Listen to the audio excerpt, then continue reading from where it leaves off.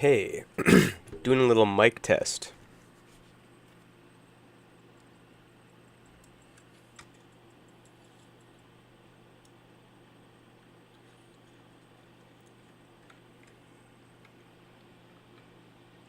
Okay, doing a little mic test.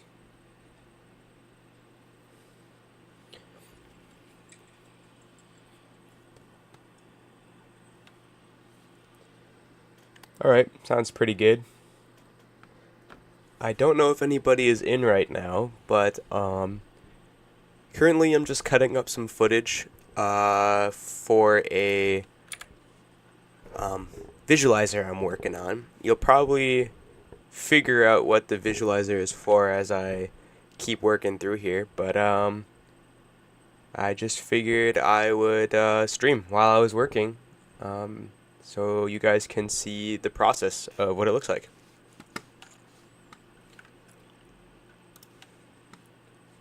And I'll kind of just explain it along the way. So I've got this footage right now. I want this logo, so what I'm going to do is I'm just going to go ahead and I'm going to start to crop out this logo that I want. Whoops. Bit of a tedious process. It'll take a couple minutes here, but that's kind of what editing is all about. I mean, everything's a bit of a tedious process, and you just go through frame by frame and make everything look nice until it looks good to you, and hopefully other people watch it and enjoy it. But basically what I'm going to do is I just cut out, or at least I haven't cut it out yet, but I put a mask around this logo. And what we're going to do is we're going to go frame by frame and adjust the mask to make sure it follows. So we're going to add a timestamp here at the beginning, and you can see there's this little marker right here. It's saying at the beginning, this is our mask, and now we're going to track it forward one frame, so hopefully it can track it by itself, but as we can see here, didn't quite catch those edges, so we're just going to go through and just kind of tweak everything one by one,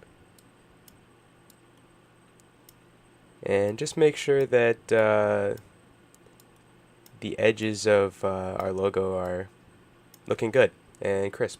It doesn't have to be too perfect though, because as you'll see later, this graphic is going to be moving and there's going to be like blur effects on it and whatnot, and we'll also put a little bit of a feather on this mask, so it doesn't have to be perfect because our edges aren't going to be super defined throughout our video, but we still want to get it at least close so it's less work for us later.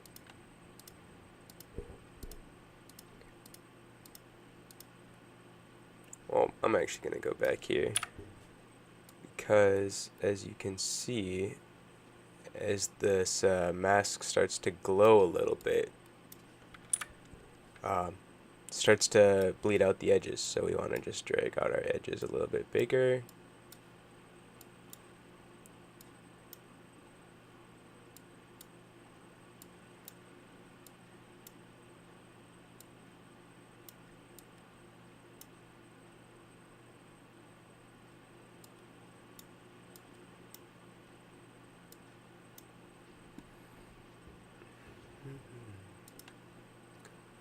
And we'll just continue to keep going frame by frame. Like I said, this is a bit of a tedious process, so it's a little boring here at the beginning, but once we start getting our clips chopped up and we start getting exactly what we're looking for here, then we can start to get to the fun stuff.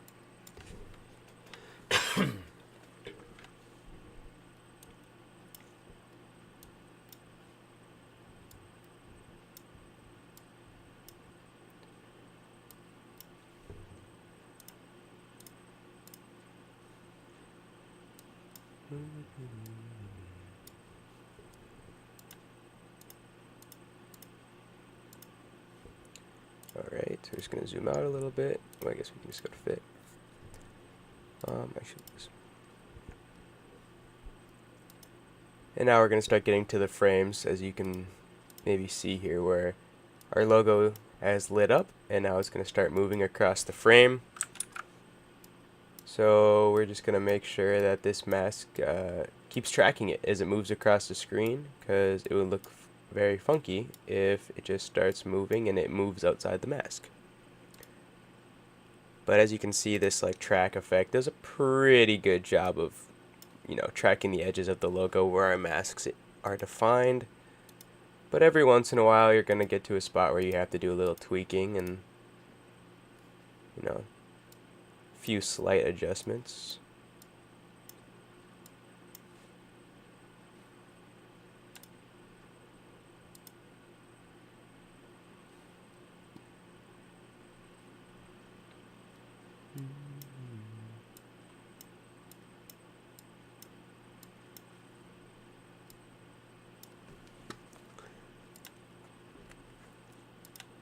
But so far, it's pretty smooth. We're not running into any edges that are randomly jumping into the wrong location. So, I mean, that's always good. I think where we could run into a little trouble, yep, as I think I'm seeing already here, is where we start to, as this logo moves, it starts to change in scale a little bit as well. And that's some parts where we might have to redefine our mask a little bit, because it might not necessarily catch that change in scale. But that's okay. It's an easy little fix. We'll just go through and, you know, redefine our edges.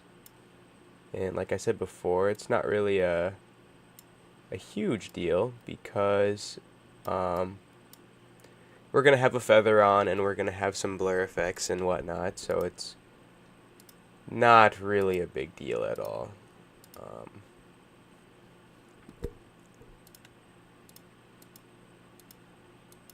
Like this is looking like it's probably going to be pretty good.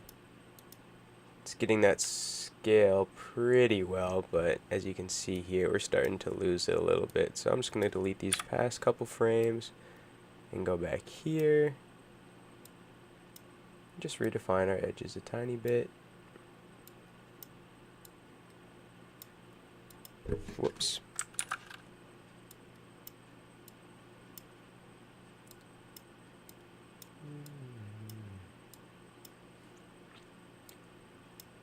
And you might notice that some of these keyframes are not exactly to the edge of the logo, and you'll see once I add the feather effect that really is not going to matter. It just has to have the same general shape and size, and it does so far.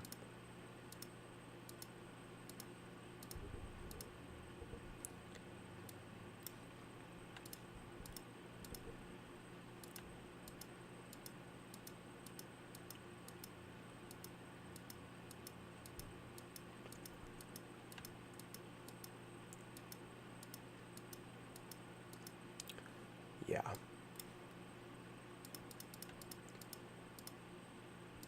Nice. That was pretty easy.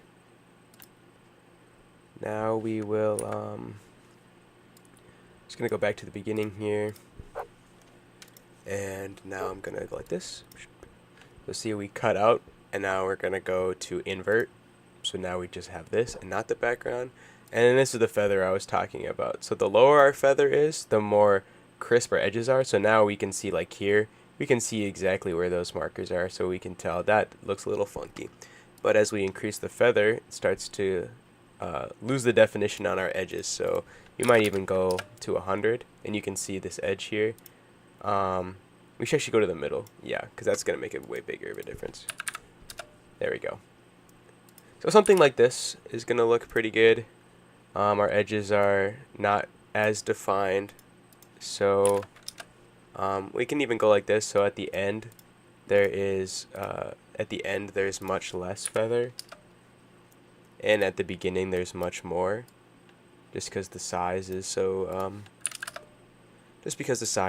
different. Maybe like this. Yep, that looks pretty good to me. So now we have this. This is the original clip.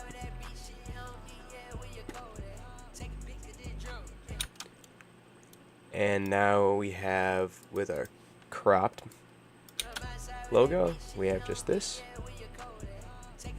So now we can use this Playboy magazine logo wherever we want in the video, And as you could probably tell from the music, this is a Playboi Carti song, so we're doing a little Playboi Carti visualizer. This is a song I've had in my playlist for a while, in my video playlist of music that I want to make a video for.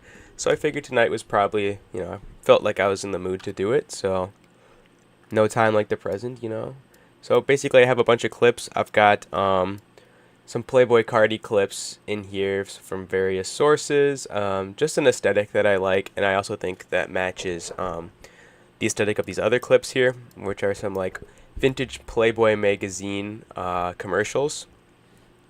We're going to go through and add visual effects on the top of these clips at the end anyways to bring everything, make everything more homogeneous and make sure everything is in the same style.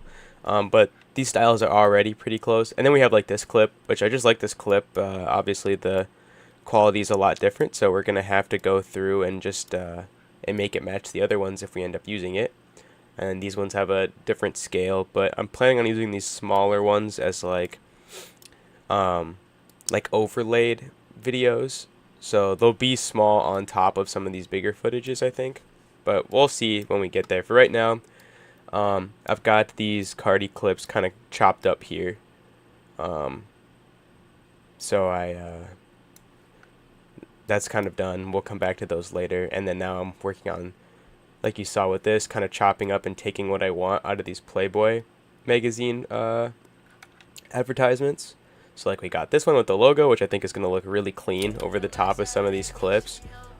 Like I just really like that movement. And like this is something that we could animate ourselves, but just the fact that it's already organically like that in the video is really cool. And I always think like it's good to build on top of things that are already there. Like I think it just breathes light, or it breathes a life into the video that it wouldn't necessarily have if you did everything yourself. Like I just think it's really cool, because to think like in 1994 when this commercial came out, like someone had to make this, like another artist made this, and now I'm using it for something that I'm making.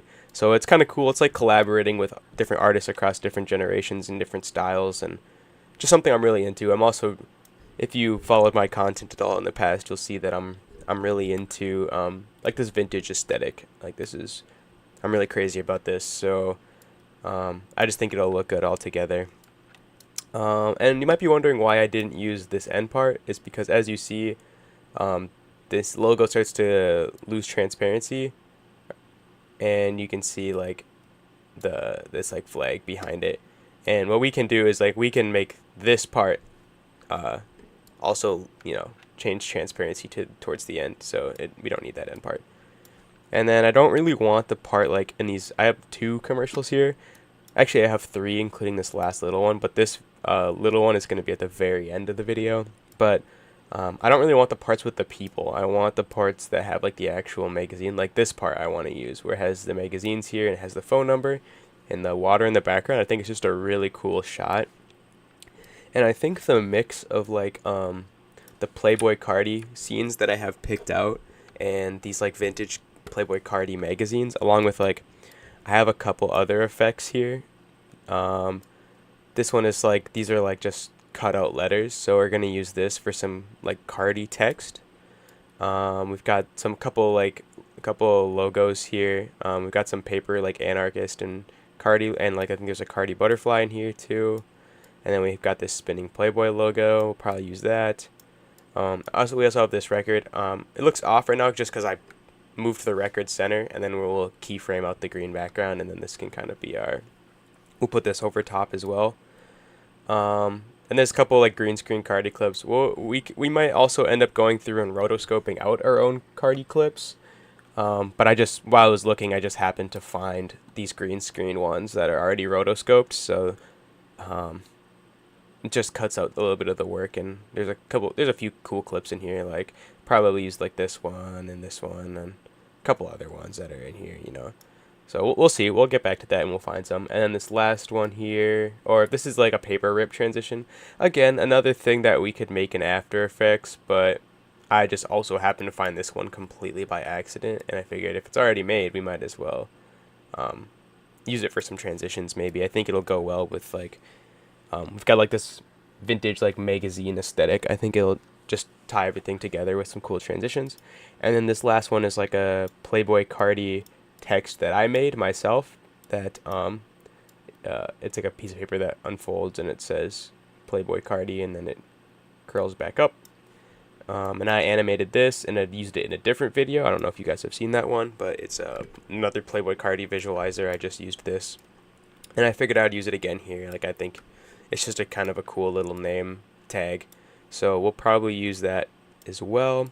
And we'll probably go and find other clips and stuff too later on. And I have some other transitions and like, off the top of my head, I can think of like I have some like TV statics and stuff that we'll probably use to transition between clips. And we'll grab those later. But for right now, we're just going to go through these magazine clips and just cut out what we're looking for. Like I said earlier, this is kind of a tedious part of the process, so it just takes some time. I know it's not the most exciting thing to watch, but once this part is done, we can really get to the fun part. So I'm going to go ahead and cut this out. Just look for the spot where the girls in the background, you can see here, they're still slightly visible in this shot. And then this shot, they're gone. So this is where we'll start. And then I don't want anything in here, so I'm just going to delete that. And then we'll go to where the shot changes. Go frame by frame here. And right before this next part comes in is where we'll cut. And we don't need to use a crop effect or anything on here because I want to keep this whole thing. The only thing we could maybe do is get rid of this little thing down in the corner, but I don't really care, to be honest. Like, I'm fine with that being in there, so we'll just keep that for now. Like I said, I'm not looking for the shots with all these girls and stuff, except this part is kind of cool at the end where we have this like group shot. But I'm not really feeling it. Like this, I was thinking this could be maybe like a good ending for the video, but I think the ending I want to use is this part from another commercial. I already cut this part out of the commercial, but this is the end. Like, I think that might be a cool little ending. We'll see. Sometimes when I see shots like this, I'm like, oh, this could be good for the end, or this could be good for the beginning. I'll like specifically set them. I'll cut them first and set them aside, and then once the video is starting to take a little bit more shape, we can come back to them. But I keep getting sidetracked. We're gonna go back here, and I don't think we're gonna use any more of this, so I'm gonna delete it. And then there are a couple things in this video that I want to use. This had some cool like magazine transitions and stuff. I also kind of like this like logo formation, and then they use it as a green screen, and they push in. I think that what we'll end up doing is we might end up rotoscoping out or cutting out. We probably won't rotoscope because I don't feel like opening After Effects right now. We'll probably just use the crop tool and crop out the inside of the bunny. Or, you know what, actually this clip is kind of long. We might take it to After Effects. So we'll just go to the end here. This is where it ends. And I think we might go into After Effects and cut out this end. But we'll do that in a second. I want to go through here, and this transition is cool too, but I don't really know if I want to. Oh, maybe.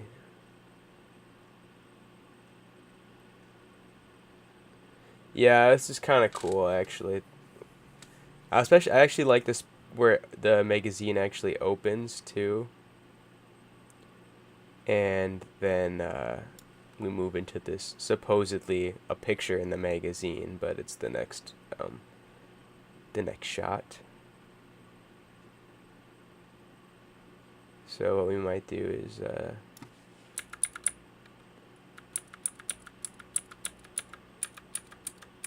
find the end here. And we might just take both of these things to After Effects and cut them out.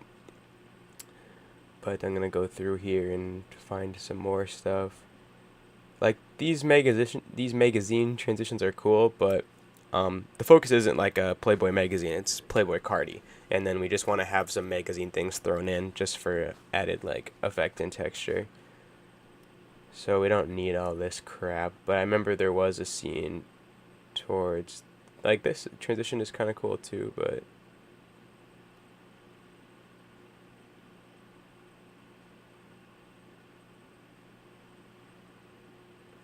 yeah, I don't know. I don't know what we think about this.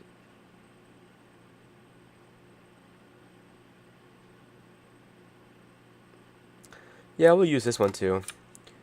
I'm not necessarily going to take it to After Effects though. I might, this one I might just cut out in Premiere.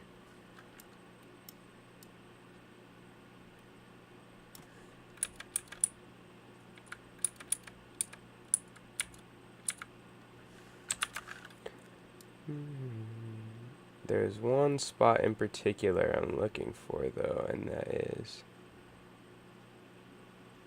remember there was a shot, I think towards the end, this with all these magazines, this is what I was looking for.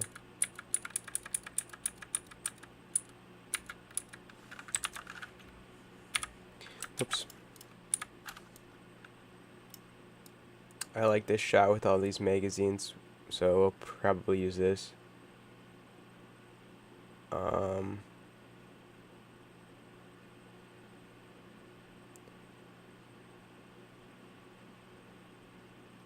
I don't know if we'll use this text or not, but we'll include it for now, just because it's, just in case. It's there, so we might as well keep it in the video, and then we can cut it out later on if we want to cut it out. And then I also like this end text too. That's another thing that might end up staying in the end of the video. Yeah, I think that's kind of cool.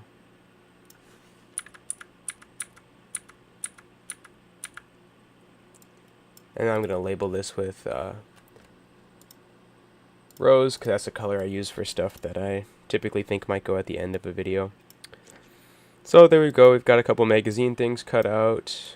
I think that's a pretty good selection too. Like, I don't think we need this. Like I said before, like, this is not a Playboy magazine visualizer, this is a Playboy Cardi visualizer, so we don't want too much magazine stuff. I think we mostly just want to use them for like transitions between our clips and stuff, and that's why we have a lot of these moving pieces. So I think I'm gonna go through here and start to take this stuff to After Effects, and then start to rotoscope out these clips. Another thing that's going to be a little tedious and time consuming, but it goes a little faster in After Effects, so hopefully it won't take as long, and we'll just have, I think we had 3 clips that needed rotoscoping as of right now. And then once we're done rotoscoping that, the next move I think is probably to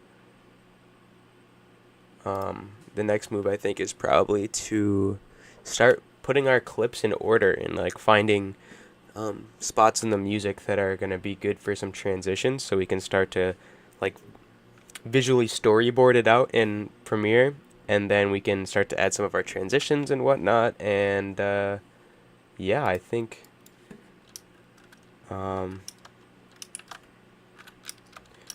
yeah, I think that'll be the play for right now. We'll see how far we get tonight.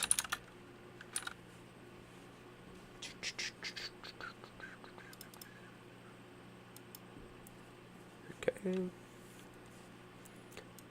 And now we're just gonna go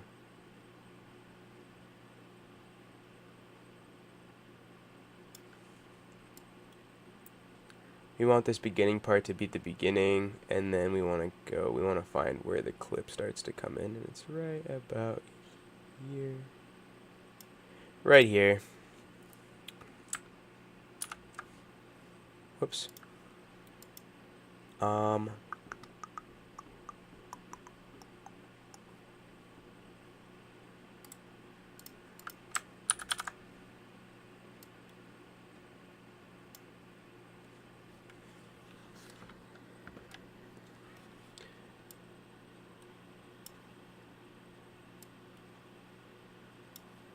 So what I'm doing here is I'm just cutting it, so this first part we're not going to add any rotoscope to, because we just want this to pop up on the screen. Or we might add rotoscope to the outside edge, but I don't really think we need to do that. I think this actually might end up being one of the first clips in the video. And then now we have the second part, which is just where this clip's underneath. So we're gonna go to the very first frame here, and now we're gonna double click to get into our layer. And we're going to go to the roto brush effect, and I'm just gonna mask out this inside bit piece by piece.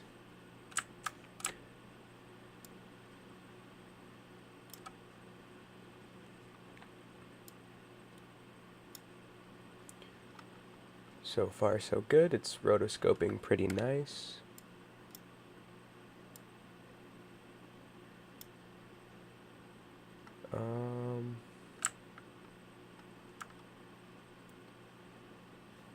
So move down. Whoops. Oh, I got the wrong tool.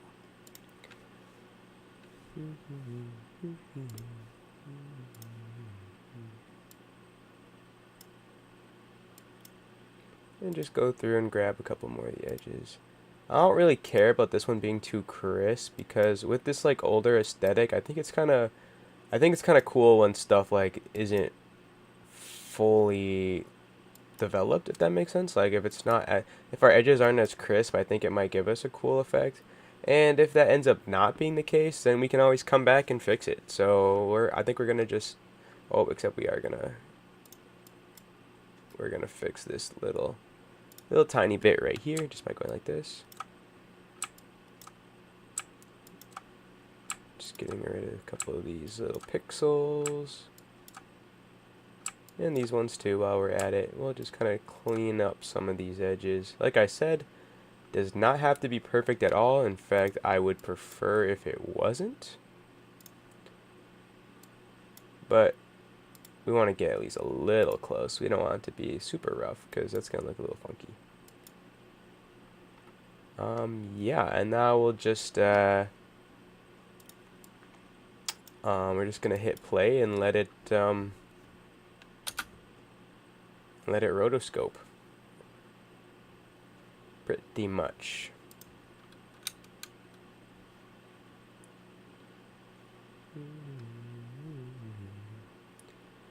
I think we need to fix this little spot right here still though. Whoops, wrong tool. Yeah, there we go. That's better.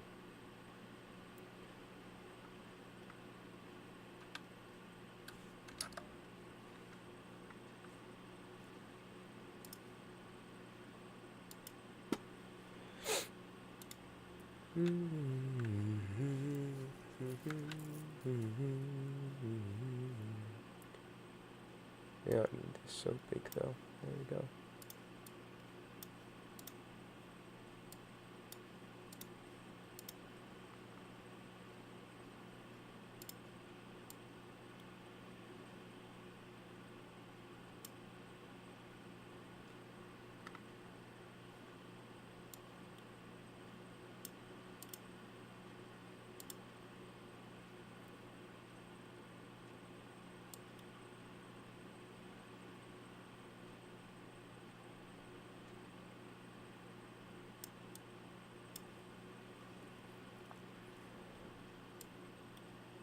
But you can see here as it starts to zoom in, we're losing some definition. Oh, both on the eye and in this back part of the rabbit's head.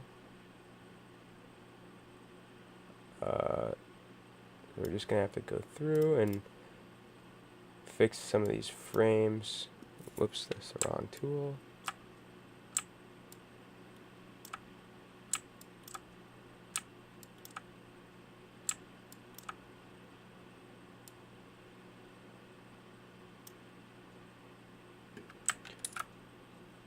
Whatever.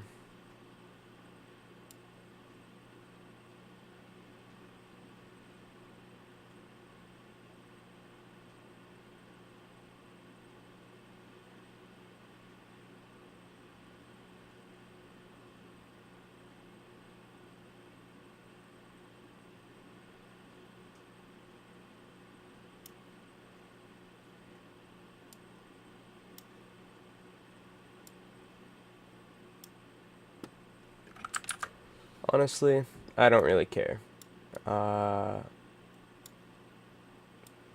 We can fix this a little bit better afterwards as well. Right now, I just need the rough the rough shape of everything. And then there's like the little spots that we can see in here where it really loses something. And those are the only spots I care about right now.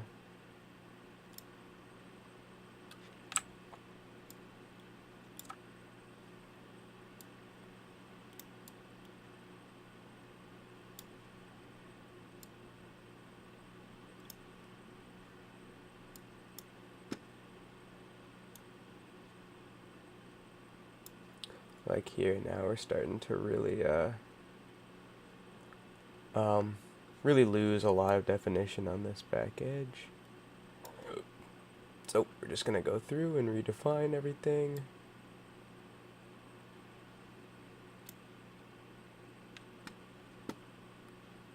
And scrub through a little bit more. This spot right here seems to be a problem.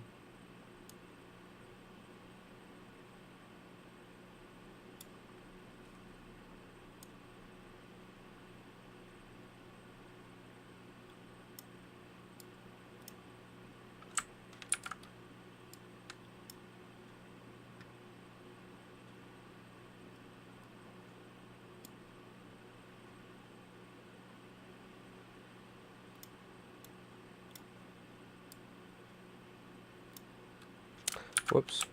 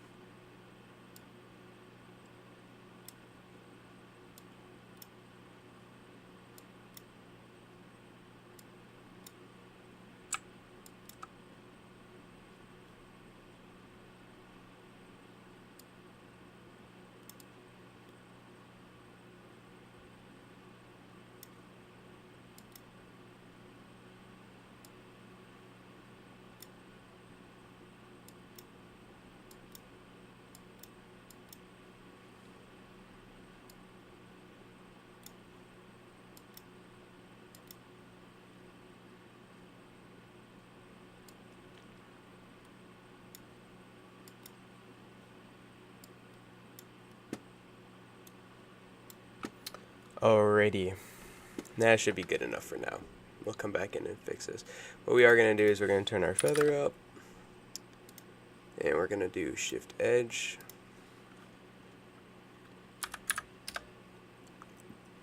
And now let's take a look at what this looks like in the composition. It's not really going to look much like anything right now because there's nothing under it.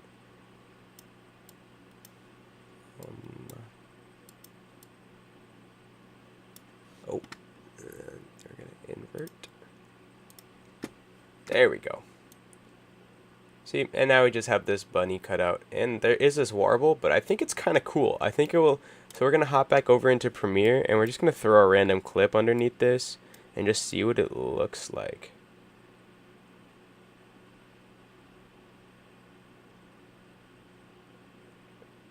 Yeah, I think it's kind of cool looking. Let's actually do it over a clip where... We'll just go like this. A clip that fills up the whole screen.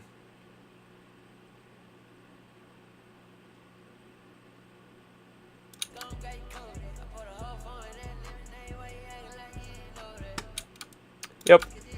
Looks alright for now, at least. I think eventually this whole thing is going to be sped up a lot faster, so it'll actually look more like this, where the bunny forms and then it zooms in real fast. So again, you're not going to notice these edge details. Or like, as you can see, there's like this warble around the outside as the rotoscope is redefining its edges, even though the video's not moving. You won't really see that as much. So I don't really care about that right now. If I really have to come back and fix it, I'll come back and fix it. But excuse me. Next is going to be this one. I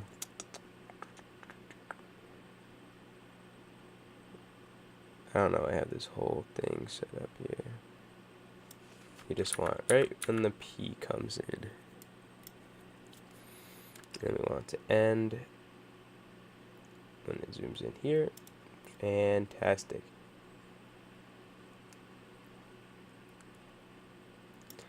So we're going to do the same thing here. Replace with, oh wait, actually let's go like this and save this one quick. Save. And back to Premiere. And now we're going to replace this with an After Effects composition as well. Whoops. Sweet. And then double click to go into that layer. Rotoscope tool. I'm going to make this bigger since the letters are a lot bigger. Okay.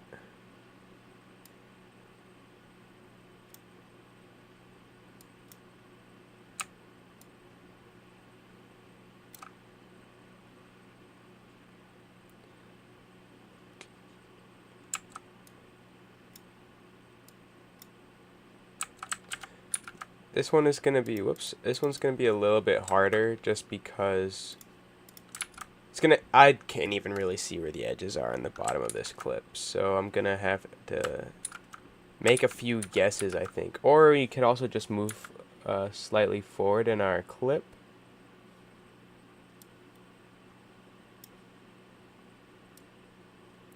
Fuck, I didn't mean to do that.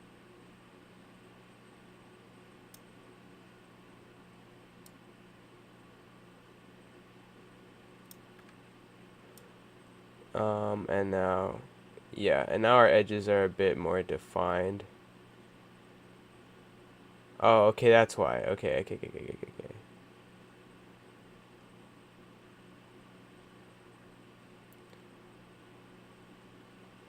What we might end up doing is starting it here-ish, so we can see the bottom of the letter, because here it's going to be really hard to, like, guess and follow where the bottom of the letter is. We might start it like here, and then when we're editing later on, we can zoom in on this clip so it fills up more space. I think that's going to be end up being the way to go. So we're going to start it like right here. We're going to start it right here. And now we can try rotoscoping again. And yep, see, it's gonna have a way easier time following where all of these edges are. And we're not gonna have to sit around and play guessing games. See, like that's just way easier. And then this is one where I want my edges to be a bit more defined, since it is text, and your brain is going to be more drawn to any of these like discrepancies. But with my particular editing style, it's a little bit more forgiving, just because I'm able to cover up a lot of my mistakes with later on in the process with some masks and some like grain effects and some like color effects and whatnot, some blurs and such. So like some of these edges where it's like I can get them a little closer, but I can't really get them perfect. I mean, I could, but I'm not gonna sit around and play with it for 2 hours. You know what I mean? Oh, hi, Leisure. This is After Effects. So right now we are in After Effects. I don't know if if you commented this a while ago and I missed it, but right now we're in After Effects. We're going back and forth between After Effects and Premiere Pro. The way I can describe it is, in Premiere Pro, we are putting the pieces of the puzzle together, and in After Effects, we're painting the picture over the top. Oh, you just got here. Okay, cool. Yeah, so I have this clip, and I am cutting out, you'll see it as we go through a little bit more, I'm cutting out the lettering, and then we're going to go back into Premiere Pro where the rest of the project is, and you'll see kind of where it fits together. But right now what I'm doing is called rotoscoping. So I have this rotoscoping tool, and you can see these like purple lines. I'm defining where the edges of the rotoscope are and what we're going to cut out and what we're going to keep. So anything, so I want to keep these I want to keep all this outside, and anything inside of the letters I want to get rid of, because I want to do the exact same thing that this clip already does. I'll show you a little bit more once we get a little bit farther down the line with it. But right now I'm just defining these edges a bit more, so it looks a little bit better when we get a little farther down the line. This is just a bit, like, this part is like the most tedious part of the process. Like, it's just kind of a lot of not busy work, but it's like just little things. I'm just starting this project, so I'm not really getting to the fun stuff yet, is what I'm trying to get at. Like, I'm doing a lot of the busy work, even though it's not really busy work. I enjoy the whole process of it, so to me this is just another part that I get to enjoy doing. But I understand, like, as a viewer, it might not be that engaging. But okay, so this is good enough for now. I was kind of explaining this before you got here, so I don't know if you saw this or not, but with my editing style, it's a little bit more forgiving to cover up any, like, discrepancies. So you'll see it as we scrub through here. There's going to be like a little bit of a warble as the rotoscope is redefining the edges as the clip plays through. But because of effects I'm going to put over the top of the video, and some stuff I'm going to do later down the line, it's going to hide a lot of these discrepancies. So even though it might not look 100% perfect now, it's going to look a little bit better later down the line. But now we're just going to go through and we're just going to let the rotoscope do its thing. It's going to basically say, okay, you defined these edges. We're going to try to keep tracking them as the video plays out. And then we can just scrub through. See, but it's going to have a hard time, especially with this. This video is from the 80s, so it's going to have a hard time tracking it because you can see the blur here between frames. So we're just going to have to go through and clean up this mess, essentially. We're never using.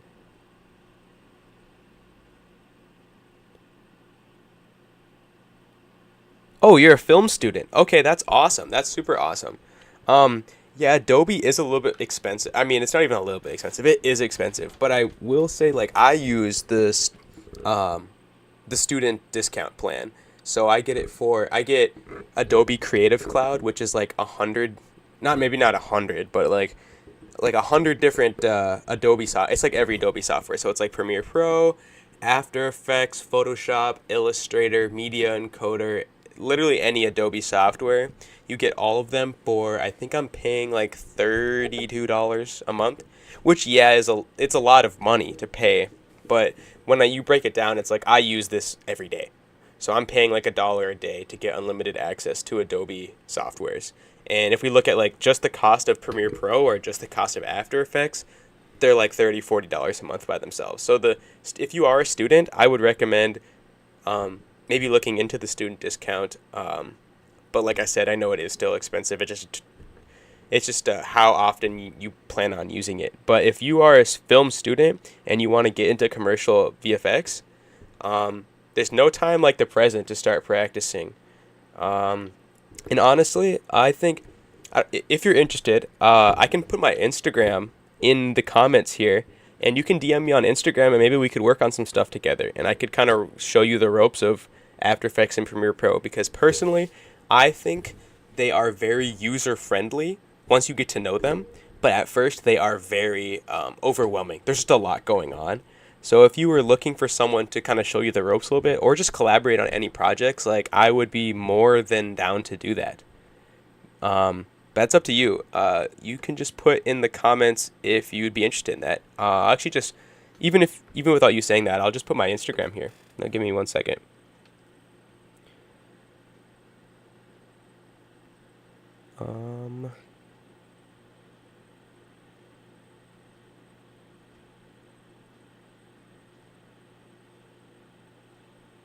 Whoops, that's not what I wanted to do.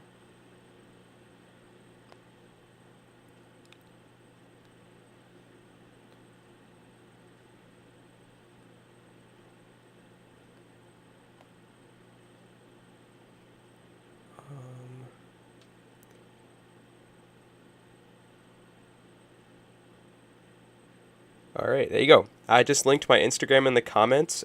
Feel free to send me a message. Even if you're like not necessarily interested in doing what I was just talking about. If you still just like have questions or ever want to talk about something or share projects, like I want to get connected with other artists. I didn't know that you were a film student and you were interested in VFX. So that's really cool. That's exciting to hear. And I would love to see the stuff that you work on in the future.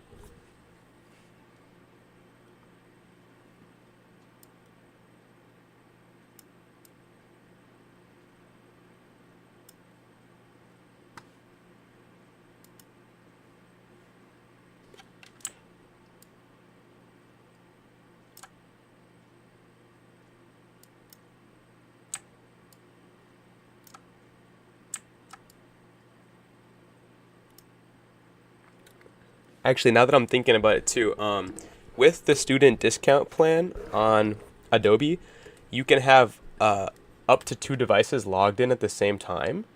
So if you were interested, I could give you my login information, and we could get on like a like Discord or just like on an Instagram call or something, whatever you're comfortable with, and we could both have Premiere open at the same time, and I could like we could do like a little workshop, and we could work on some stuff together, and I could teach you like the basics and kind of show you how to set it up and get it, because like I have After Effects and Premiere Pro set up what's works best for my editing style, so we could like run through like what you're planning on doing with it, what setup works best for you. We could go through and like um, I could show you the basics, kind of like what each like tool is, and just a lot of like basic editing if you've never really used Premiere before, and that way you could get a chance to try it out and also have someone to explain it to you before you decide to purchase it or not. Because I know like I originally got Premiere for the first time for free through my high school. I was in a media production class in high school, and I just like got lucky enough that the class like we got Premiere paid for the year, and no one had ever. That was the first year that they had ever offered a media production course, so no one had ever used Premiere before, and we all were just like learning. We were teaching ourselves essentially. So I know like it would have been helpful for me if I had had like a mentor who knew how to use Premiere and like explain it a little bit. Like I'm not saying like I'm not the most knowledgeable guy. Like there's definitely people out there who have more knowledge than me, but at least like I can show you some basics and whatnot. But like I said, that's all entirely up to you and what's in your comfort zone.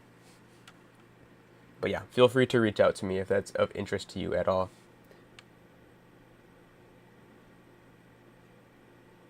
Oh, that sucks.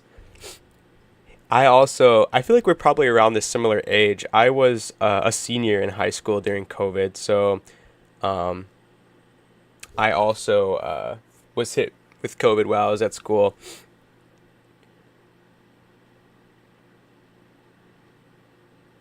You're 20? Okay, I am also 20. That's very cool.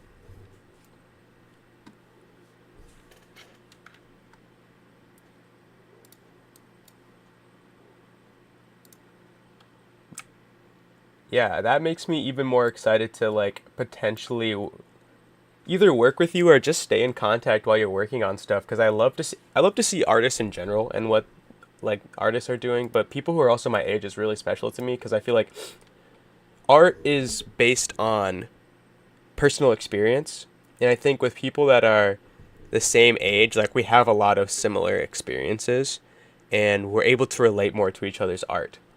And video editing and VFX work is art, regardless of what anybody says. It is also a real job, like, and I'm sure you know that, but I just wanted like I want to reiterate that like this is an art form and it is a career path.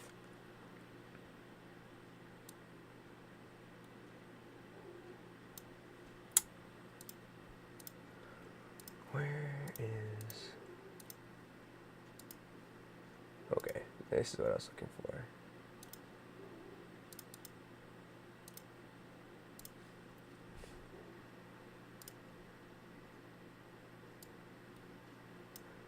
But like I definitely can understand where you're like as a beginner, like softwares like Premiere are and After Effects are intimidating. Like even to me, like they're very intimidating and there's a lot going on, so they can be overwhelming.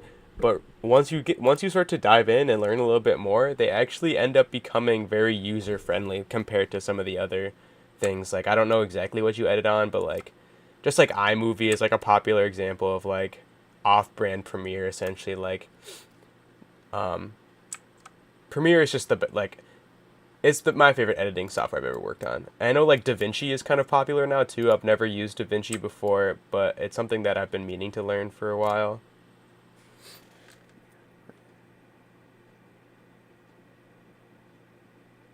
Oh wow, that is actually super cool.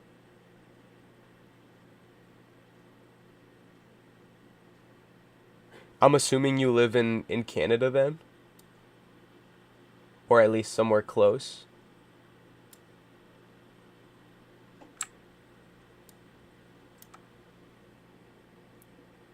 Yeah, you use DaVinci. Okay. Yeah, I've been told by a lot of people that like DaVinci is like I gotta start learning DaVinci because that's kind of gonna become the industry norm, and I just haven't gotten around to it just because like I'm like still like gaining my footing in Premiere and stuff, and I don't really want to like I don't know. Excuses, excuses. Like I will learn it eventually. That's cool that you're from Canada though. I used to live in Minnesota. Like I grew up in Minnesota, so like we've got like some similar blood. Like we've got adjacent blood for sure.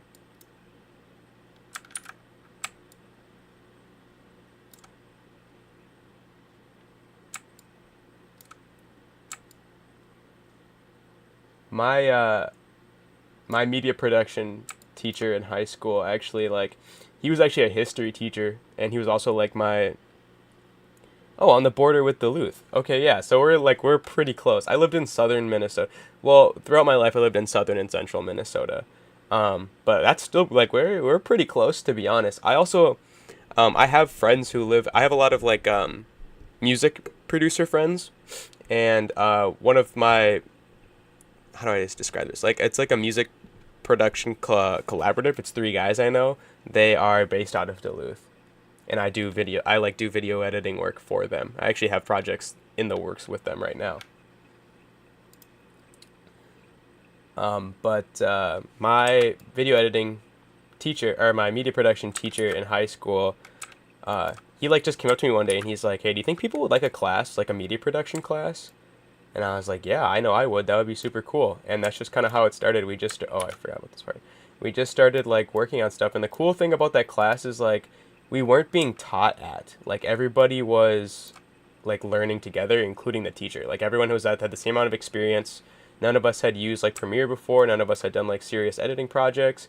So we all got to like work together and learn together and like just a super awesome learning experience that I'm really thankful for because that's like a learning experience. That's an experience I'll never um, have again.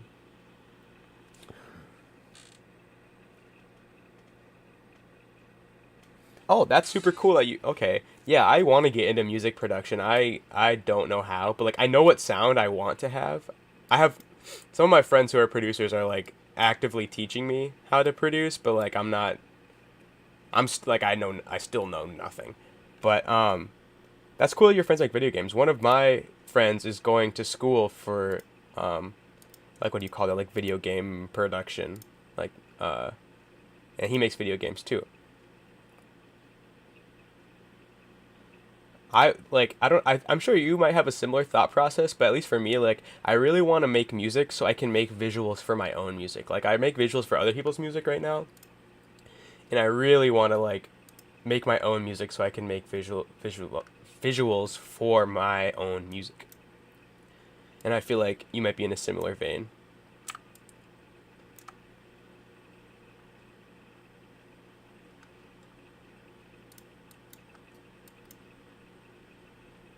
I don't know how much of my channel you've checked out, but I do like a lot of music visuals. Like the stuff I've been making recently has been a little bit more low key.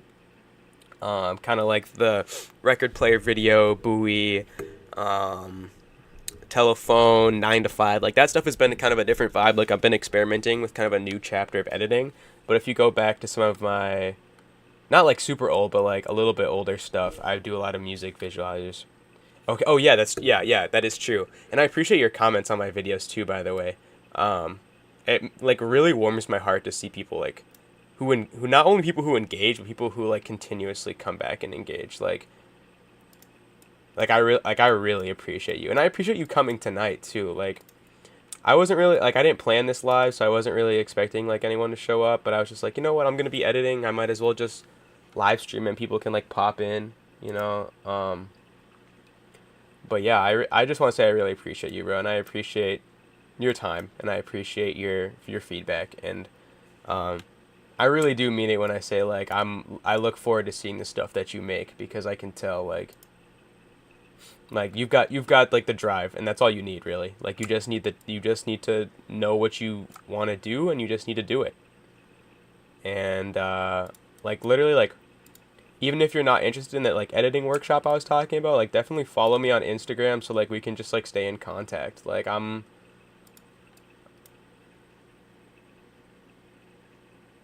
Oh, okay. I was gonna say, like, I saw you comment yesterday, but then like I didn't see you after that, so I was wondering what happened. But I'm glad that you pulled up.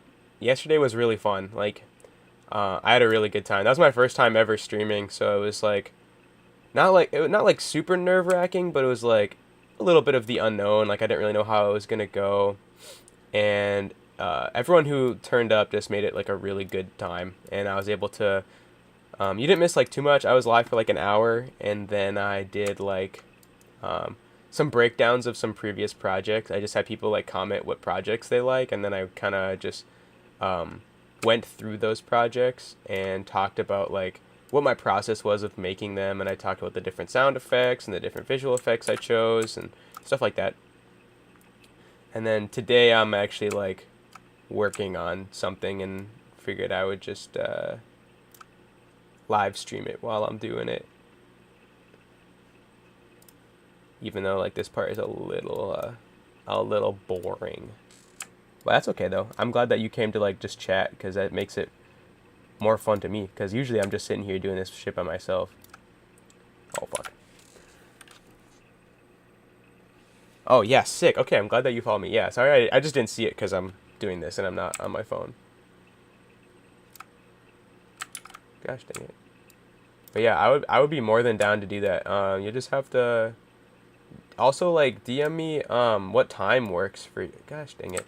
DM me what time works best for you. Like I have a lot of free time, so I mean I can kind of make whatever's gonna why is this not working? Whatever's gonna work for you is probably gonna work for me. So you just gotta let me know, and we'll figure something out. Like I said, you can log into my Premiere, and we can like just go through it, and yeah, I'll just like literally like I'll just I'll show you whatever I know. Like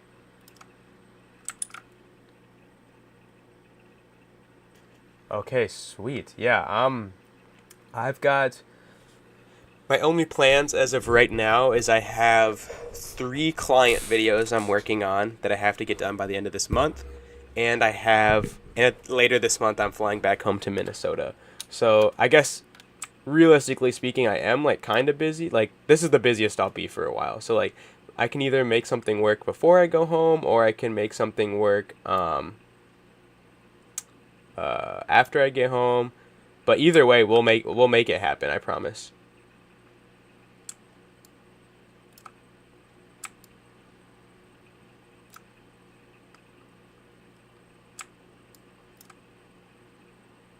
God dang, this is taking so long. This is like boring. Like this is the boring part of editing. Like it just takes time. And then this rotoscope really is not liking me right now. Usually I don't have to go through and do every frame. Usually it's like with rotoscoping, usually you do like the first frame and then it does everything else for you. But this clip is older, and it's just and like the colors are really similar, so it's just having a hard time finding the different layers. It's getting a little frustrating in editing since you're Oh yeah, Vegas. I know about Vegas. I've never used it, but like one of my friends used to use it.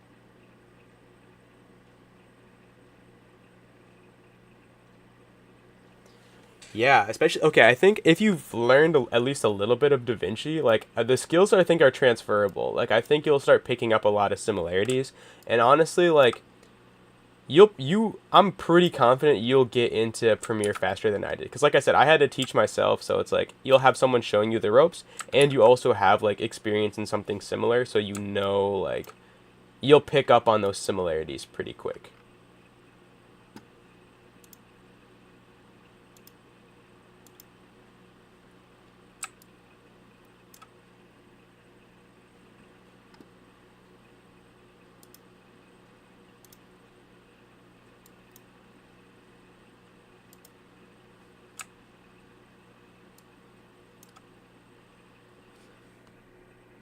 14-week color correction course. That's interesting.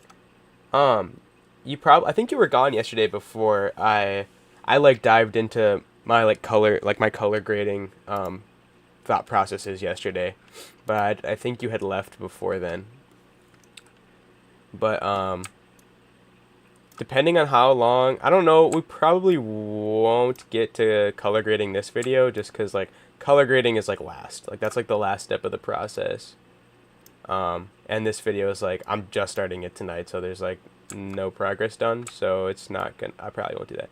But if you tune into a live another time, and I'm working, even if I'm working on this video or like any other video, like I'll go through some of my uh, color grading thought processes. And actually, I don't know how long you have to stick around tonight, but once I'm like a little bit farther into what I'm doing right here, I can actually pull up an older video and show you some color grading stuff if you were interested.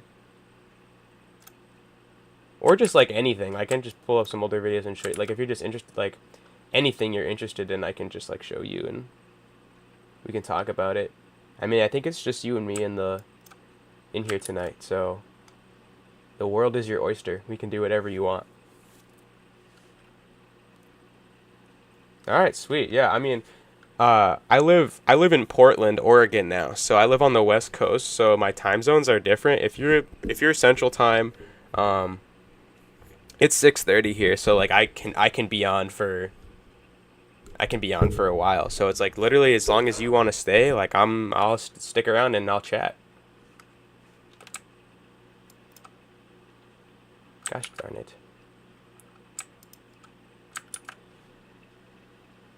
See, like, it doesn't want to let me cut this part out. It just wants to fucking cut everything out.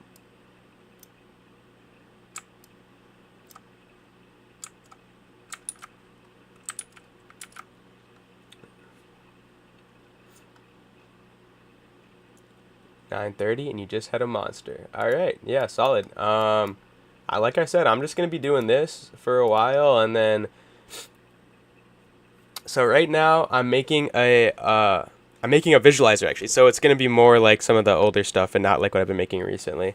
Right now I'm trying to rotoscope out this footage. It's gonna take a while, and I'm kind of getting bored of it. So I might like hop back over to Premiere and work on some other parts of it. This is taking way longer than I thought. Like I thought I was just gonna be able to like because usually when you're rotoscoping, it's like rotoscope out the first frame, and then After Effects tracks everything else for you, and then it's like you just have to go back and make a couple tweaks here and there. But this is like every other frame I'm having to go through and basically redo everything, so it's taking way longer. So there's a chance I just say screw it and I just move on and do something else.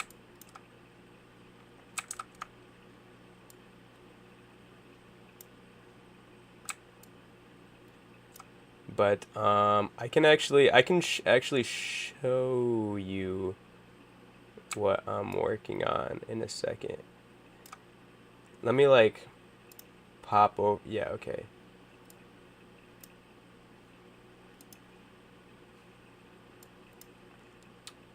Yeah, man, she really is not liking me today.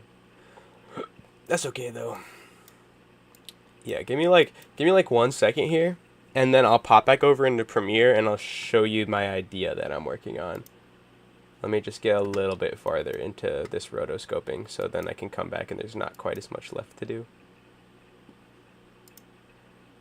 See, like it's frames like this where it's like so this clip is from the 80s. I think I said this already, but because of that it's like for the text to move, it's like there's like an overlay, so like this is where it's going to be and this is where it was, and it's just having a hard time catching those edges, because they're so similar.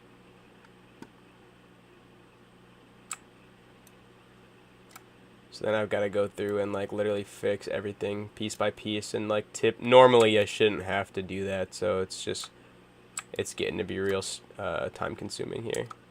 At least like a lot more time consuming than I was thinking and hoping it was gonna be.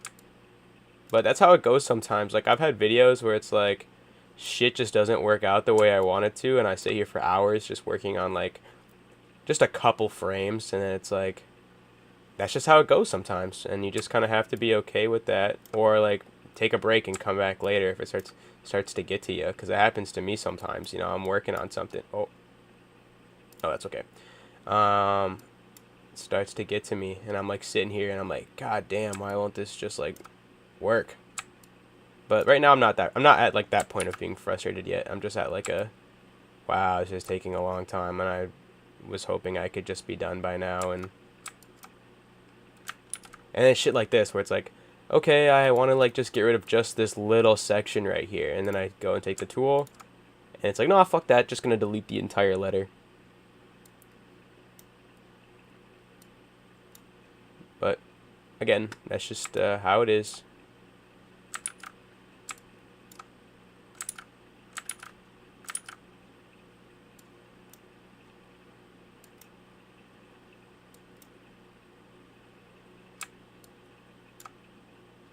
There we go. And then it's like, I have a feeling already like these lines are not straight at all, and I'm kind of hoping that like when I go through and put some effects on later down the line, it's gonna be like you're not gonna be able to notice it as much. But it's like I could do all of this and like sit here and finick with it for hours, and then it's like it ends up being janky, and I don't even use it because it's like it's just unusable because it didn't cut the edges the way I wanted it to. Because like this is just not at all what I was like. I really wanted these like defined edges, and I wanted it to like cut it way easier, and it's just not going that way. And I honestly just can't be fucked to sit here and like fix every single line and every single frame. Like this effect that I'm doing right now is like cool, like in my head, like it's gonna turn out cool, but it's like not worth that amount of time and energy to me. So we're just gonna work on this for a little bit longer, and then we'll pop back over to Premiere and look at some stuff, and then we'll probably just move on and figure it out from there. But yeah, I'll apologize because I know like this is not the most exciting thing to watch.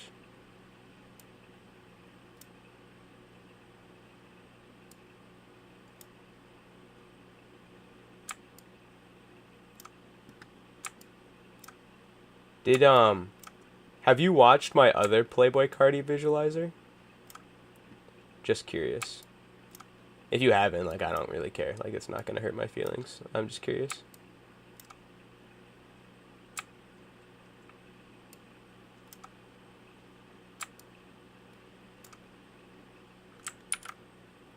Don't think so. So that is actually my other Playboi Carti visualizer. Is my most viewed video across any platform. On TikTok, it has like 14,000 views, and that's my best performing video. So I'm hoping that this one will have like a similar effect. Like hopefully people will like that. It seems like stuff like Playboi Carti and like some of my Cochise visualizers are like easy for are like easier to pop off because people just like that kind of stuff. No, this isn't for his new song. I do want to make one for his new song, and I was contemplating doing that instead. This is for an unreleased song that's like I have like a playlist of like songs that I want to use in a video, and this has been in there for a long time. And tonight I was just like, well, maybe tonight is the night that I actually just sit down and use it. But yeah, I think I will probably make a visualizer for his new song too. I've got a couple ideas, nothing concrete yet, but yeah, we'll see how that goes. Do you think I should do one for his new song?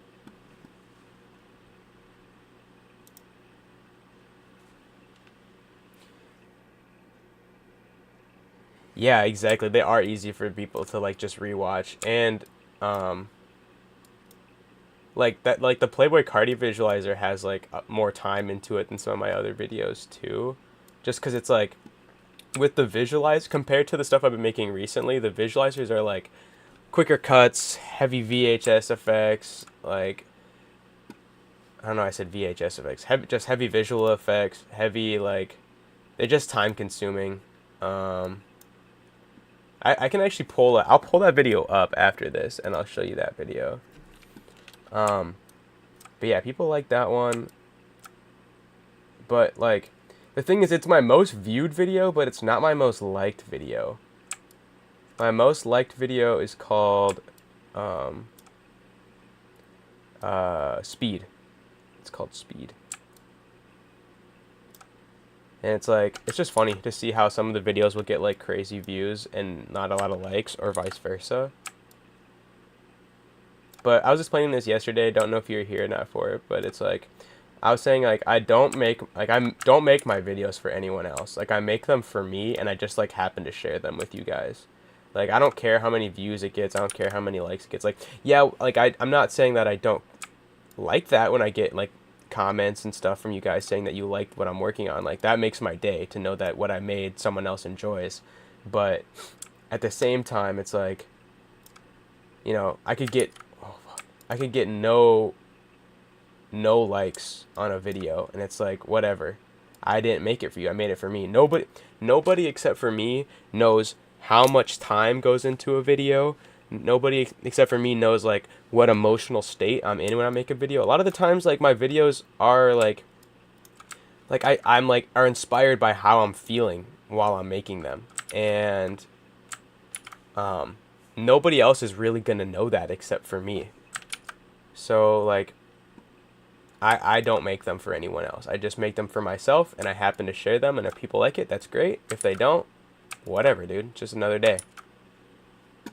But I have a feeling that this is not going to turn out very good, so I'm kind of debating just scrapping this part of the video, because I'm not really feeling like playing around with this anymore. It's starting to get tedious. But yeah, I think I will make a visualizer for the new Playboy card. Yeah, fuck this, I'm done. Okay, we're going to just hop back over to Premiere, and I'll show you what I was working on. Wait, but first let me just do this. I'm going to save this just so I'm going to save this just so I can come back to it if I want to, but I'm really not fucking with it, so. What I wanted to do is, this clip had like this transition. Oh, fuck. Whatever, I'm just going to do this. I'm going to go back. This is the original clip. It had this transition where it cuts like this, and I wanted to do the same exact transition, but I wanted different stuff under the letters, so I was trying to cut out the letters. But I have decided that it is not really worth it to me. Oh shit. I'll be right back. I just got a bloody nose. I gotta grab some Kleenexes.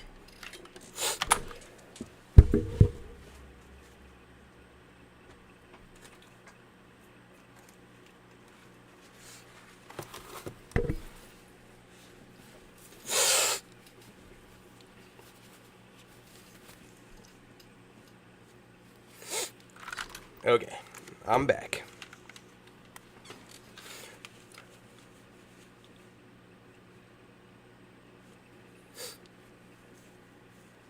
So, my idea for this video was, at the beginning here, I have some Cardi clips already picked out. Booger sugar, yeah, literally, bro. Oh, shit. No, I'm just kidding, I'm not on the booger sugar. I was sick kind of recently, and I think like blowing my nose a bunch just dried up my nose real bad. So, and I also like, even without that, I get bloody noses like semi-frequently. So, oh shit, I got blood on my pants. Whatever. Okay, we're gonna just pretend like that didn't happen, and we're gonna keep going. So, I got some Cardi clips picked out already, and they're cut up. And then right before you joined, I was just going through and cutting up some commercials, some Playboy magazine commercials from like the 70s and 80s. And I thought it would be cool to do like a Playboy Cardi visualizer that mixed together these Cardi clips and these like Playboy commercials, and then also I have some like green screen effects. I have this one, which is like just a bunch of letters, like cut out letters from magazines and stuff. So I'll probably use that to spell out like Cardi and stuff. I've got a couple like paper like Cardi effects. I got this spinning Playboy. This record. It looks funky here, but that's just because I moved it so the record was in the center. When we use the Ultra key, it won't look like that. And then we have some like, we might go through and rotoscope our own Cardi clips, but I just found this one by accident, which has some already rotoscoped out. And I figured, oh, these are already rotoscoped. I'll just take them and maybe we'll use those. And this is like some paper rip transitions. Found this by accident too, but I think like we could also animate this in After Effects, but I was like, oh, it's already here, so I might just use it. And then at the very end here, I have I have this Playboy Cardi like paper thing that I made. I animated this and I used it in my last Playboy Cardi edit, and I thought I would just maybe use it again in this one. And then we'll go through and we'll download some other stuff later on. I also have like some other transitions like in my folder. Like I've got some like TV static transitions and stuff that we'll probably use. But I thought it would be cool to like go through and use some of this stuff. Like I went through and I already cut up most of these commercials. So there's like this one. Oh yeah, this is the song. It's called Asthma.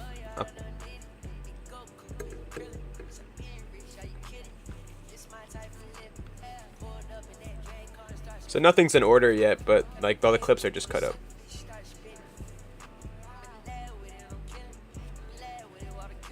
Yeah, it's got a bunch of different names, just like all the damn leaks.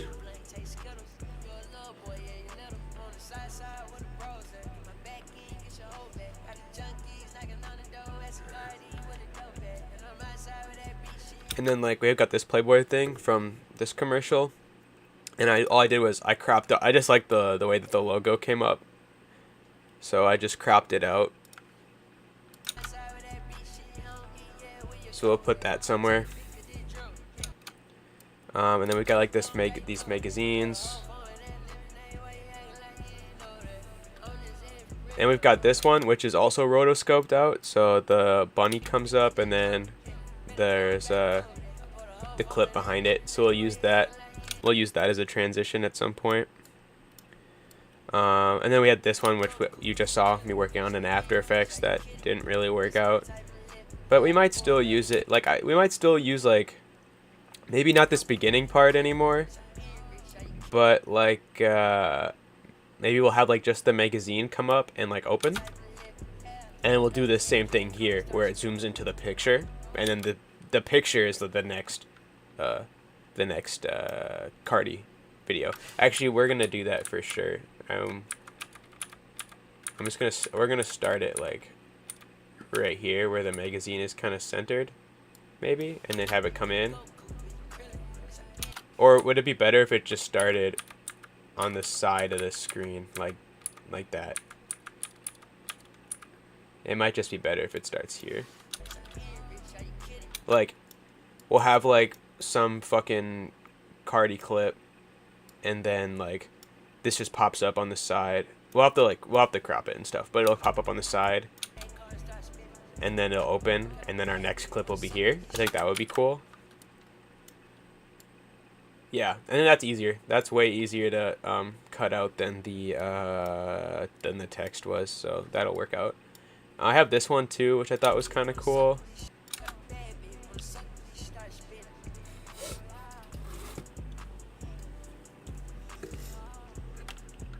And then this one. This one we'll use for sure.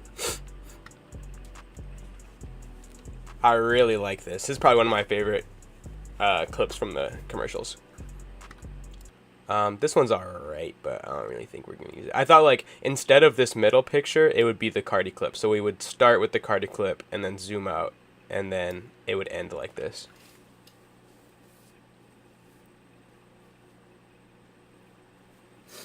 Maybe show upcoming clips in order with the article images. Like you mean for this part? Is that what you're commenting about?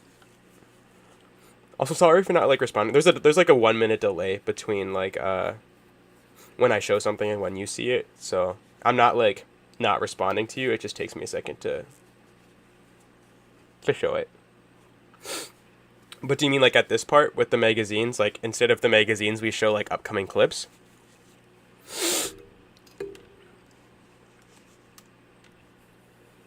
The transition into the clip. This one? Or this one with the magazine open like this? Okay. Correct me if I'm wrong. You mean like here with these pictures?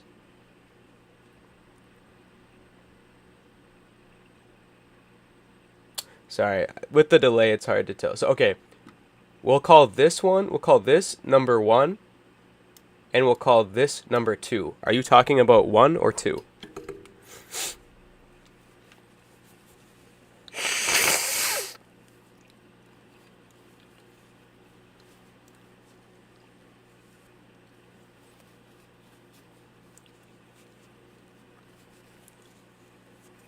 The one with multiple images. This one.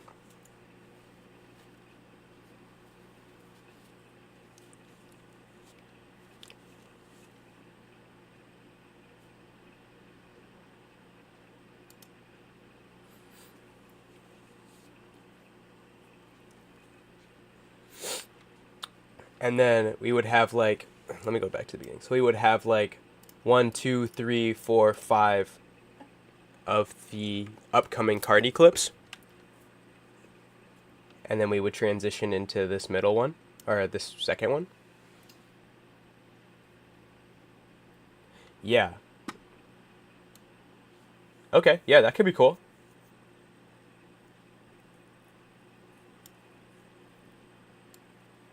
Yeah, I think that would be cool. I actually think.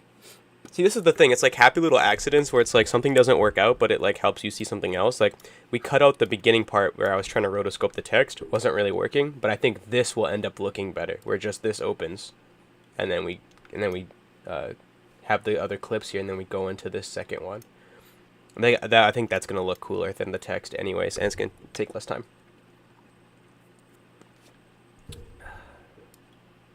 This one, I don't really think I'm gonna use, to be honest. Like, I'm not really fucking with it that much. So I'm gonna delete it. This one we'll definitely use. I really like this one.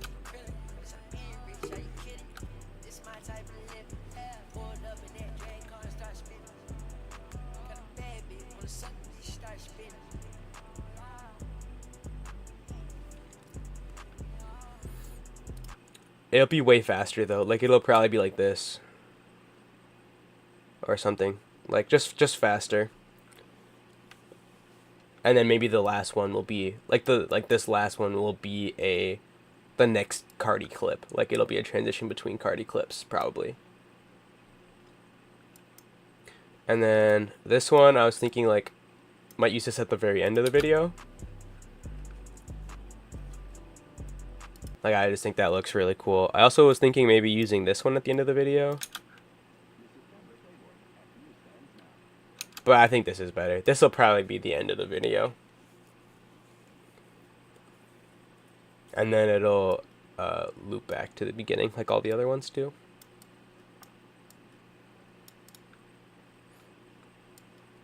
I don't know. Do you have any more thoughts on that?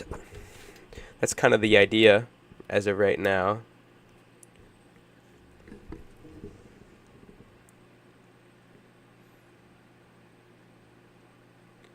I like having the chat and being able to interact with you or like anyone else that shows up, because then we can like bounce ideas off each other. Like normally it's just me sitting here by myself, so it's nice to be able to bounce ideas.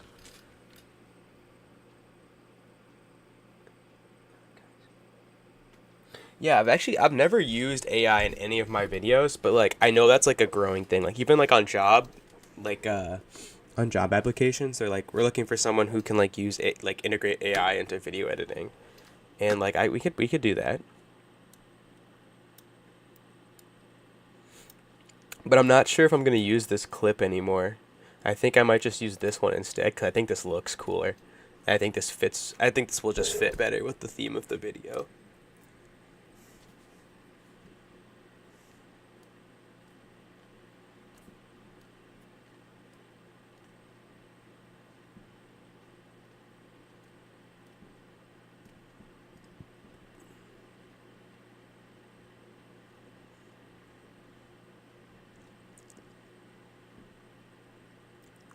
yeah, we'll see. I'm gonna keep both of them in the timeline for now, but like once we get towards the end of the video, then like we can start to fuck around with it a little bit more and see what's gonna end up looking good and whatnot. I have them labeled this rose color because that's usually what I label stuff that I'm thinking about putting at the end.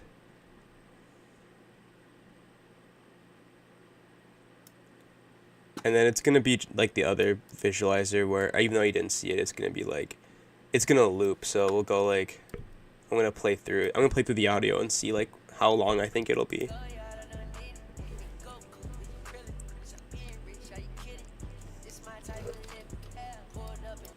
It'll probably be that long, and then this is where the video like the visual will loop. Is it possible to try to find a similar font here? Add copyright. Oh yeah, that could be possible actually. Like on this one, we can even. I have oh wait, no, it's not opium. I have like a narcissist text tag. But I could find an opium. I could find an opium tag and put it on here. That would be cool actually.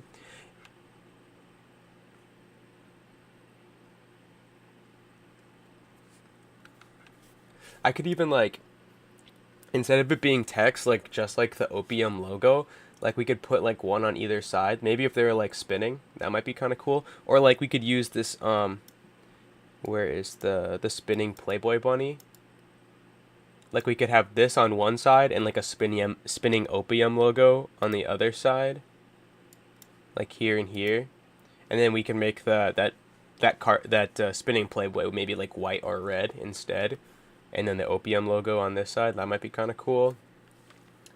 Like I said, I also have a narcissist one in my folder somewhere. That could be kind of cool. There's a lot of different options. So, but I think these like commercial clips are going to be really good transitions. This one I'm probably not going to do any effects to because I just like the way it looks with like the magazines coming up. So like that would probably just go in the middle somewhere. And then this one, I already showed you how this works. It's rotoscoped, so we'll see whatever's under it.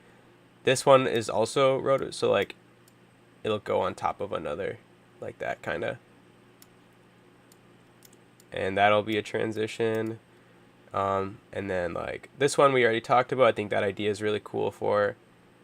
And this like sped up is gonna be cool, like just a transition between two Carney clips.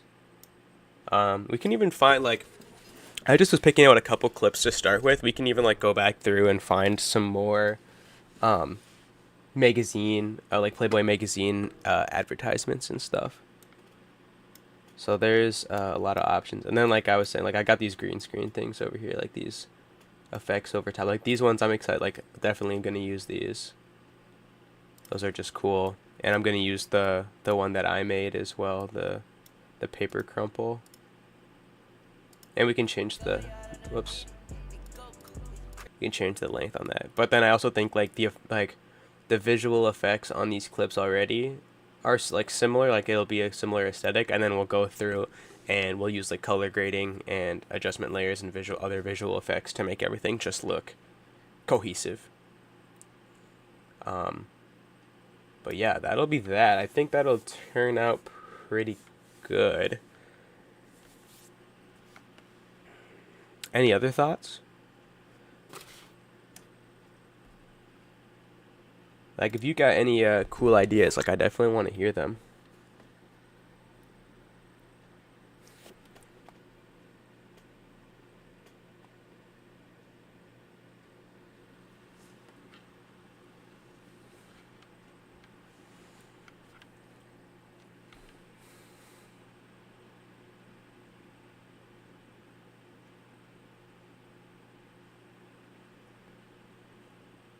Okay, a video.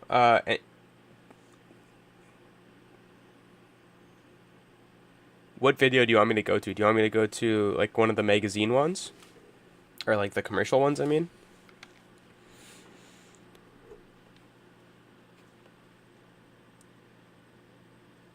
Oh, okay, yeah, like a visual corruption effect. Yeah, no, I can definitely do that. I've done that before, and I also like what I really like to do is I like to do like I have like this TV static effect that I think is a cool transition. Uh, I'll pull some up on YouTube, but before we do that, actually, I'm gonna save this. I'm gonna show you the other I'm gonna show you the other visualizer.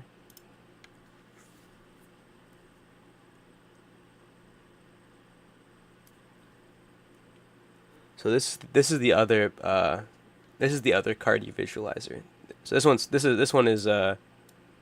one is finished. This is what a finished one. So the one that we're working on now will look similar to this when it's done.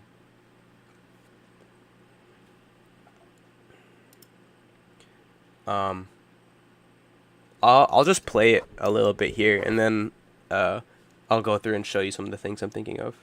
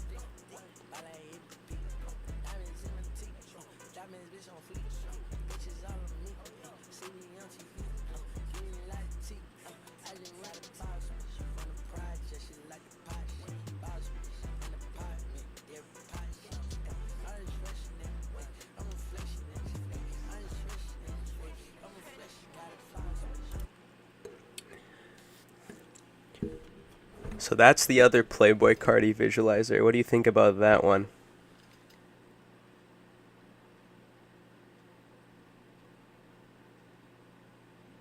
A bit more contrast.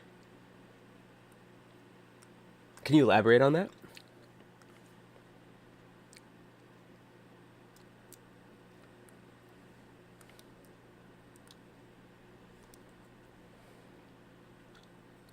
It's pretty dark. Yeah, there are some. It is dark and like, but kind of on purpose. Like it's kind of color graded that way. But there are also like there are some parts that are like also. It's very red as well, but there are some parts here that are like green. And this is what I was talking about too with the like this TV static transitions. Like, here, let me zoom in. They're pretty quick. They're only a couple frames long each time. Um, but they make for good transitions.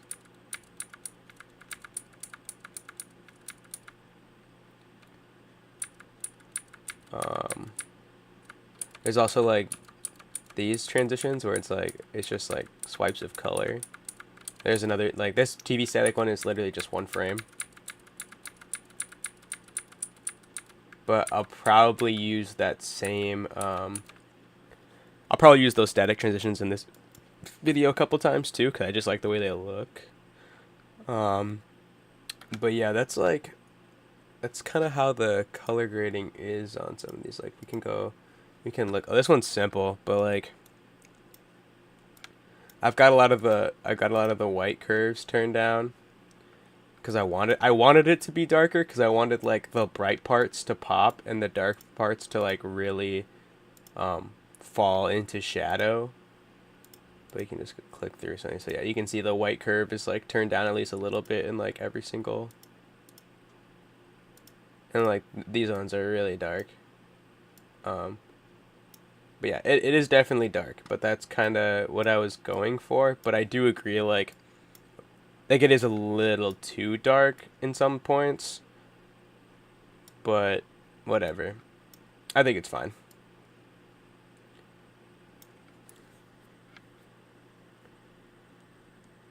And I think like on the adjustment layer, no, never mind. Yeah, but we'll see. We'll see. I think the one that I'm working on right now has potential to be better than this one. Like how I kind of have it mapped out in my rain, I think, could turn out to be better. And also, like, it's not as dark either.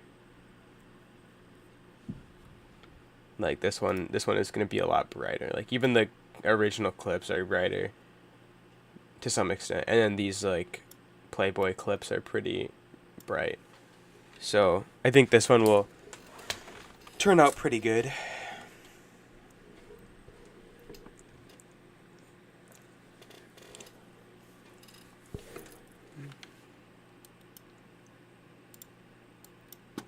But I think I kind of want to take a break from working on this for right now. I might either come back to it later tonight or tomorrow or something. We'll see. More likely like later tonight. Um, like just to, like an half an hour or something. But while I'm taking a break from it, is there any like videos you want that you like of mine that you want to see, like that you want to see premiere, like the timeline for, and like breakdowns and stuff?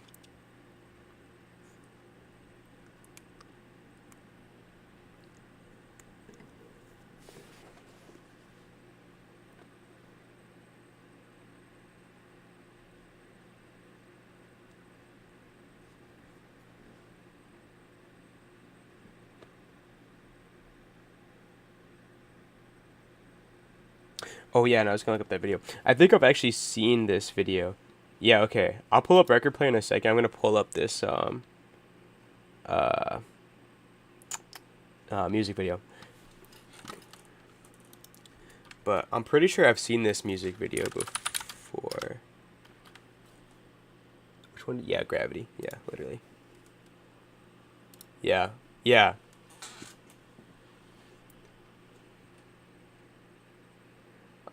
Yeah, just like this I would call this like distortion. Like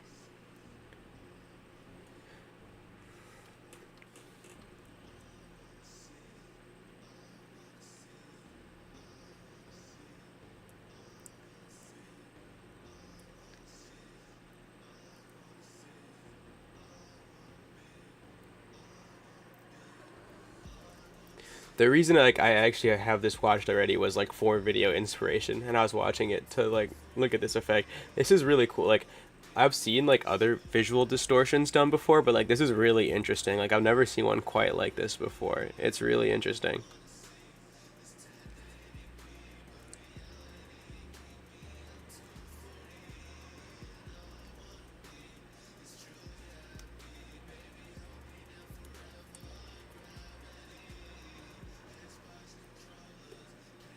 Yeah, it's pretty cool.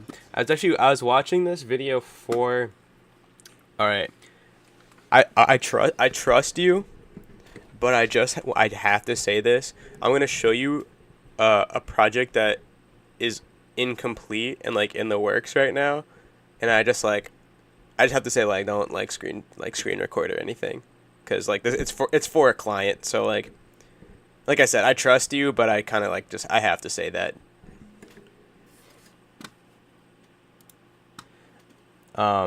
But I was watching that for inspiration for this video.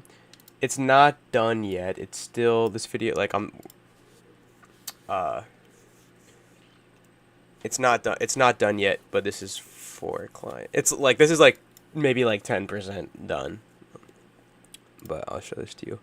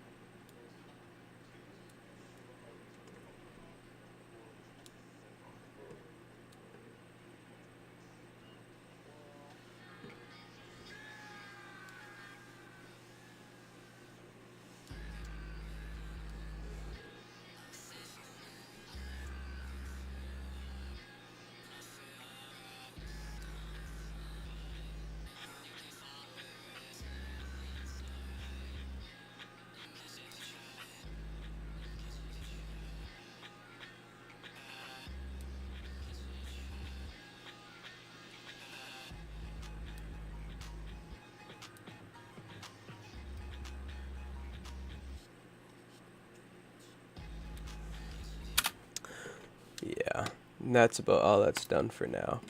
But I was watching the Hold Me Down Like Gravity music video for inspiration for that video.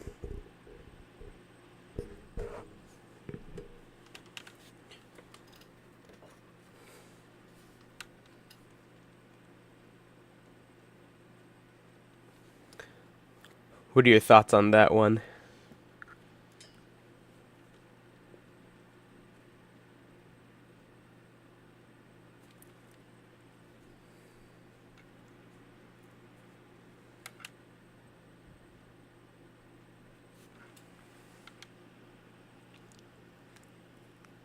It's definitely different than some of the other stuff I've worked on, that's for sure.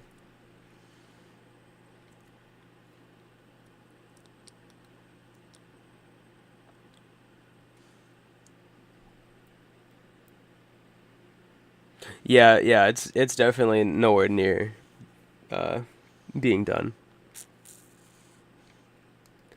It's like in a very similar stage. It's like just slightly farther along than this video is that we're working on right now. Like in this video, we just have like our clips picked out, and like I've just started kind of like cutting some stuff out uh and like trimming down clips to the length I want. Like that video is like just like that, where there's a lot of stuff like that's cut up, and then like it's just like just starting to be put in order. So like the next process for this Playboy Cardi video is to start putting stuff in order, and that's where that video is at. It's like I've started to put stuff in order, but it is still very much a rough cut.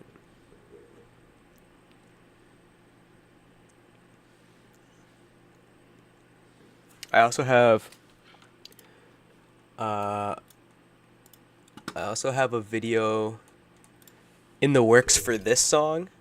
Um, so this is the homie actually. This is Shuyo.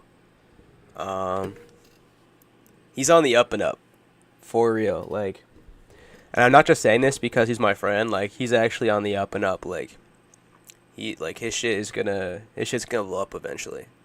Like, he's already got like a decent following on like SoundCloud, and he just started posting on Spotify and stuff. But they just dropped this song a couple weeks ago, and in my notebook the music video is like storyboarded out. I've got transition notes, I've got VFX notes. Like it's pretty much planned out in my head. We just need to schedule the time for shoot. We have the location for the music video scouted already. Essentially we just have to actually shoot it, but this is the song. This will be a music video for this soon too.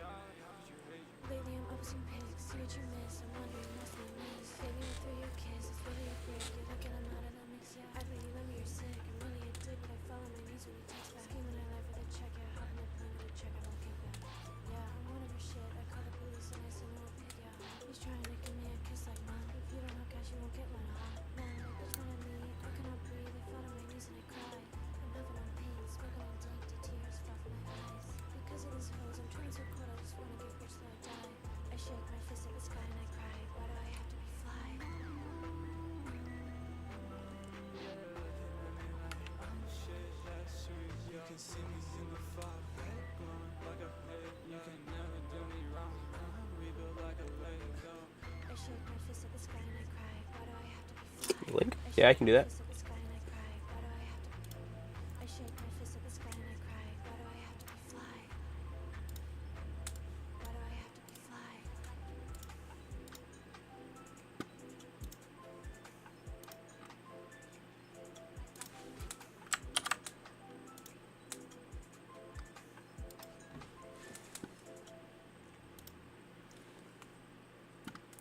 I'll send you a link to his page too. I mean, you could just go to it from there, but Uh,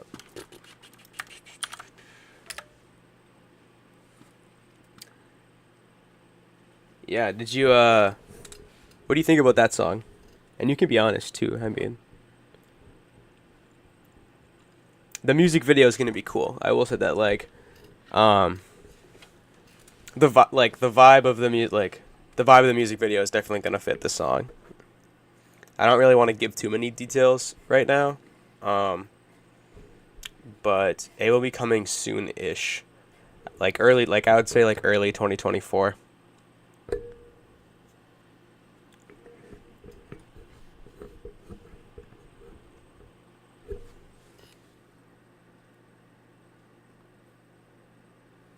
Like I feel like if you like Echo 2K, you probably like him. Because Shuyo is the one who showed me Echo 2K, actually.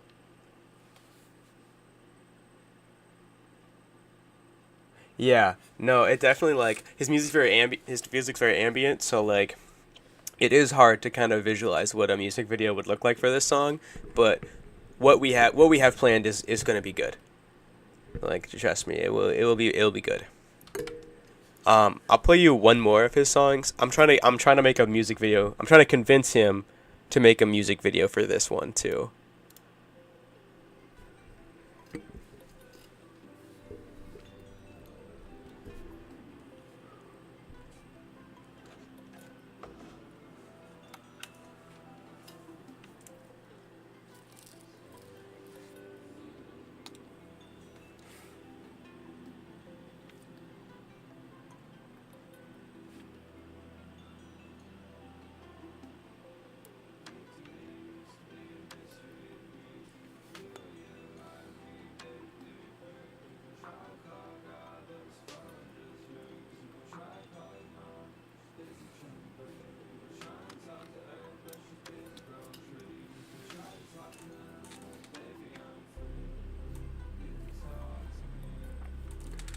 This is probably one of my favorite songs of his, to be honest.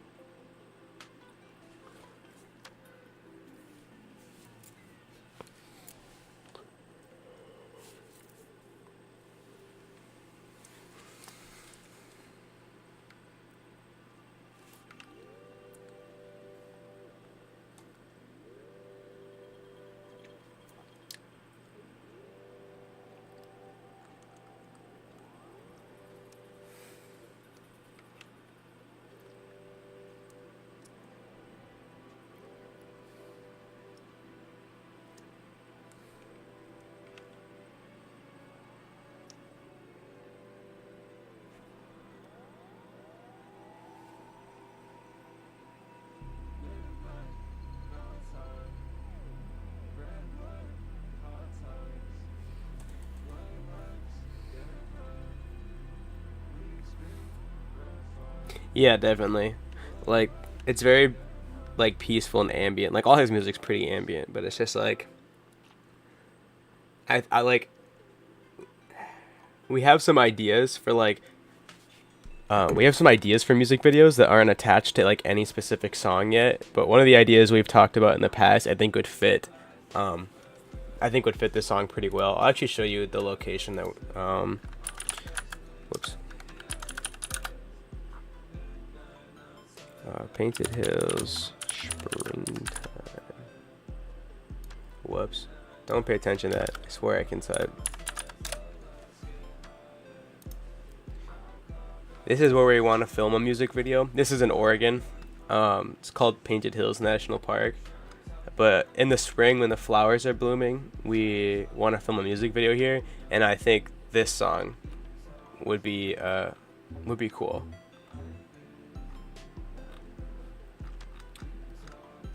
Especially like if we could catch it like at this time, like just super gorgeous.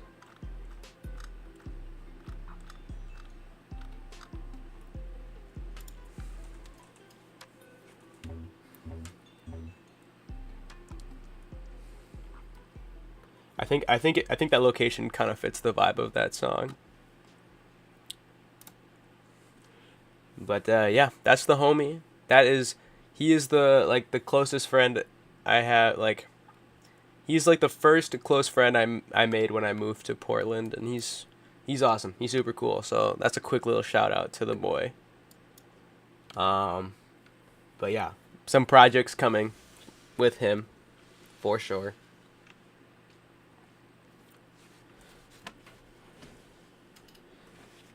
He also, I don't think I said this, but the this video is for his music as well. Like, the song playing in this video is also his.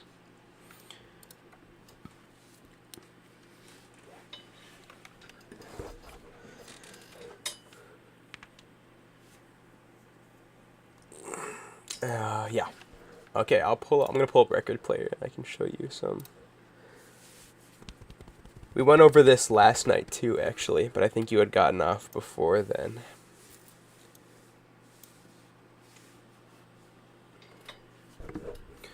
Give me 1 second here. I gotta do a little stretching.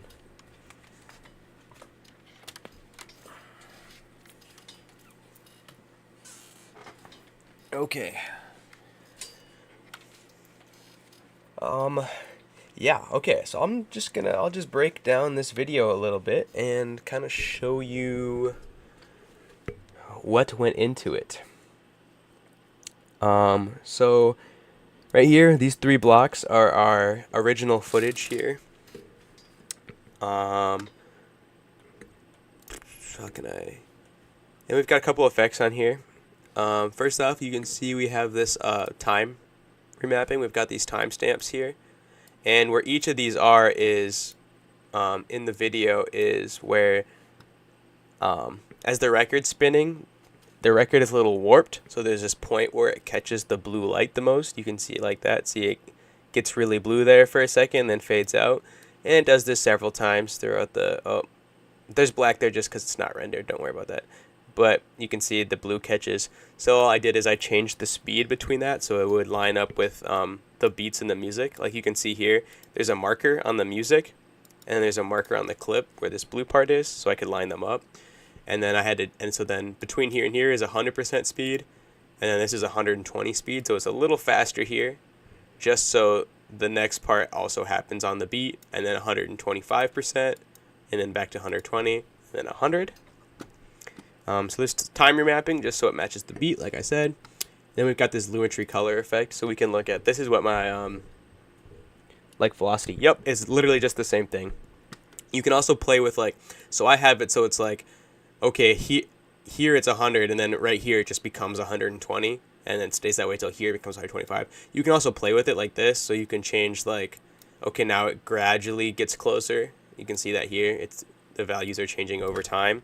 But I didn't want that. I just wanted it to just, okay, now it's faster, now it's slower, because it's close enough where you don't really tell that visually when you're watching.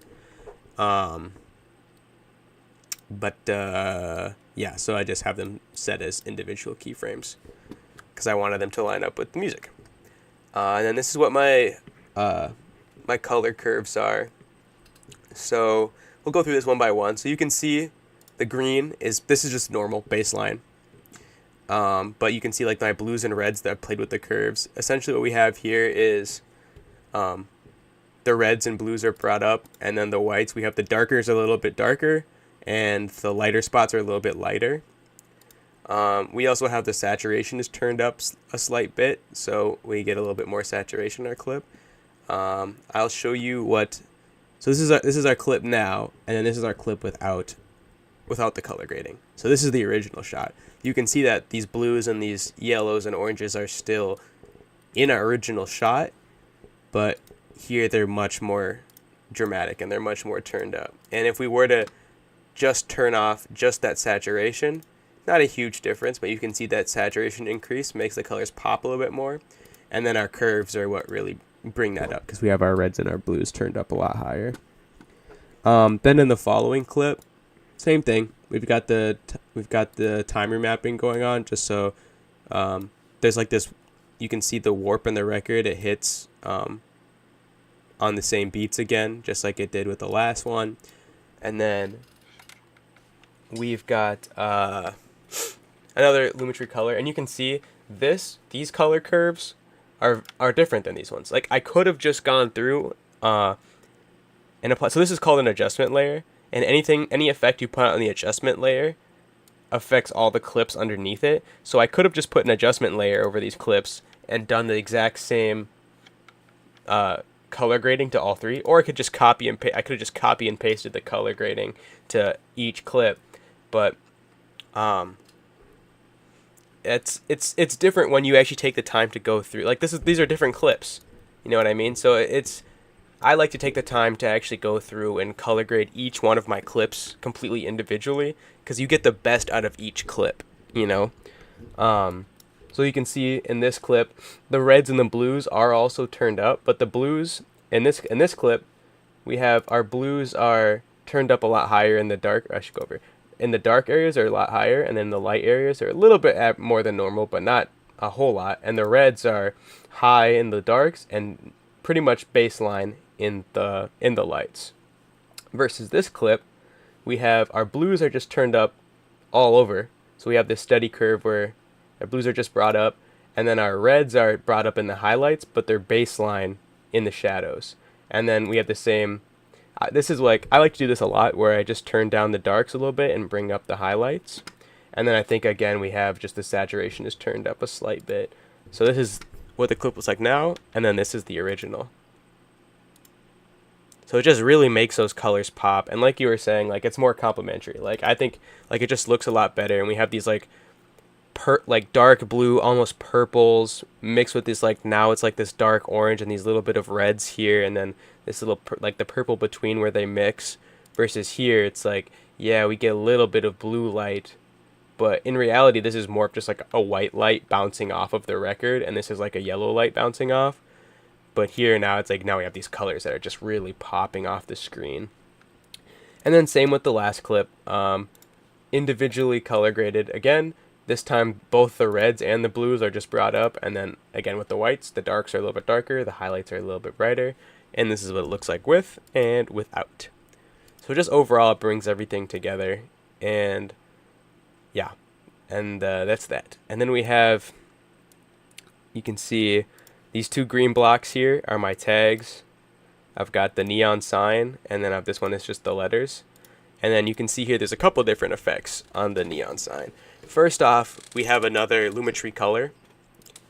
Let's take a look here. So this Lumetri color, we have, well, the greens are baseline again, and then we have our blues are brought up in the shadows, and our reds are brought up in the highlights. So they're kind of inverse, and that's just because we wanted this to be, like, I don't have to put a color grade on the tag, because it's the tag. It's just like, it's not really part of the video, it just goes over top. But I like my tags to feel like they're integrated in with the rest of the video. And then I just have the white brought down because I want it to be a lot darker. So this is what it looks like without the color grading. Like, yeah, I could have just left it like that, but it just doesn't look as good. Versus here, it feels more natural in the video. Like, it feels like it's more so part of the video. And then we also have these blurs on the bottom. So we have a directional blur and a Gaussian blur. So the directional blur, I have it set to 90 degrees. And that's because our record is spinning horizontally on the screen. And I wanted the tags to kind of blur in and out as the record is spinning. So you can see it's like there's some points here where there's no blur, and this is a little bit clearer. And then the blur is higher. So it bounces back and forth between those. And then there's also a Gaussian blur, which is basically the same thing, except Gaussian blur doesn't typically have a direction. Like, it doesn't have an angle direction. You can just choose if you want it horizontal and vertical, horizontal or vertical. I have it set to horizontal because, again, our record is spinning side to side on the screen. Well, you know what I mean, not side to side, but it's spinning, and it's from right to left on our screen. So you can see here, even at its lowest points, it's still not 0. That's because we wanted it to have, I want it to be a little blurry while it's on screen. This is what it would look like without. So it's like, I don't really need that, but it just adds a little bit more depth. So it's just slightly blurry at its lowest point. And then the blur raises up as it gets blurrier. So that's that. I also have a blur effect here on the text at the end. Same type of deal, where it just blurs in and out as the record is spinning. We also have these mini adjustment layers here, these little blocks, and these also have a blur on them. So you can see these keyframes right smack in the middle between the transition between these two clips.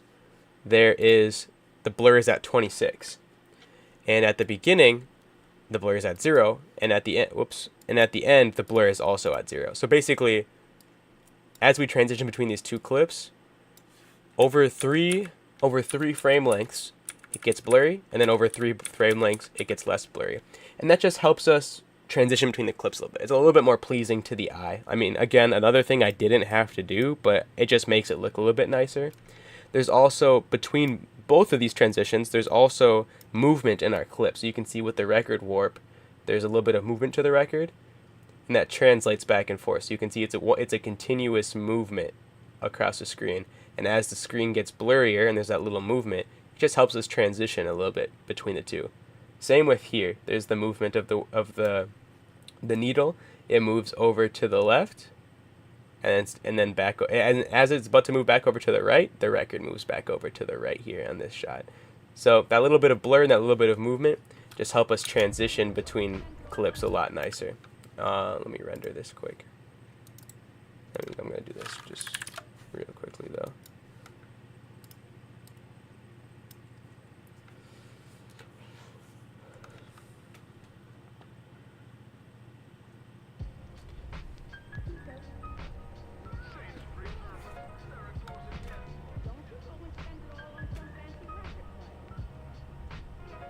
So you can see that movement between the clips and that little bit of blur just helps them transition just a little bit better. It's a little bit more pleasing on the eye.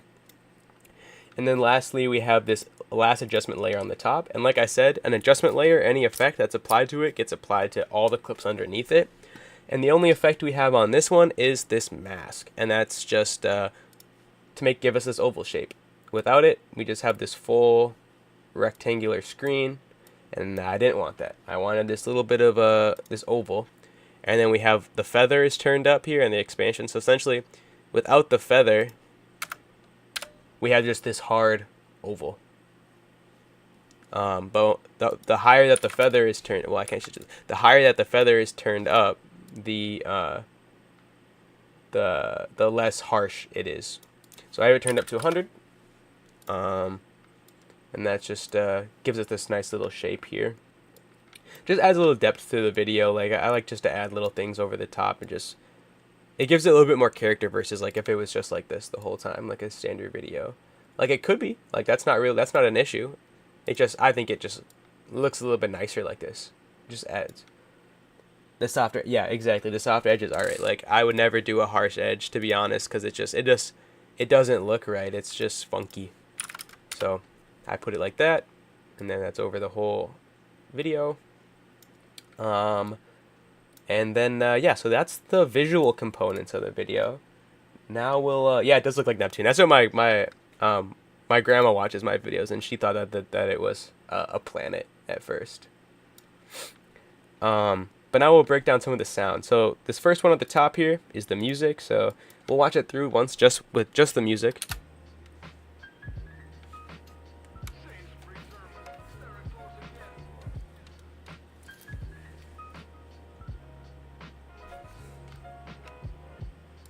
So I could just post it like that.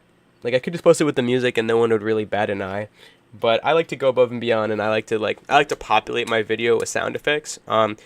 Sound is what really draws us into what we watch. The human brain is always looking for sound. We're always on alert essentially. And so the thing with sound design is if the viewer doesn't notice anything, that means I did a good job. That means my sound was authentic and accurate to what you see on the screen, and it draws you in. Versus if you're watching it and you notice a sound effect, you go, oh, what was that? That means it's out of place. Your brain is drawn to it because it's wondering. It's always active and searching for danger. So it wonders, what was that? That was out of place. So the thing with sound design is if you do a good job as a sound designer, your audience shouldn't know you did the sound design.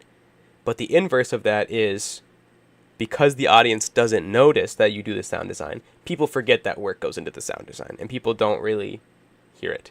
So I'll break down, this video is a lot. This is one of my most simple videos, to be honest. Like, the visuals are very simple and the sound design is very simple, but I'll break it down anyways. The second list here, we've got the audio tags. You can see if we go here in the track mixture, we have a reverb effect. This is my favorite reverb. It's called Lost in Space reverb. I always use it on my tags. And then there's also this audio clip in the middle we use it on, but I'll play just those.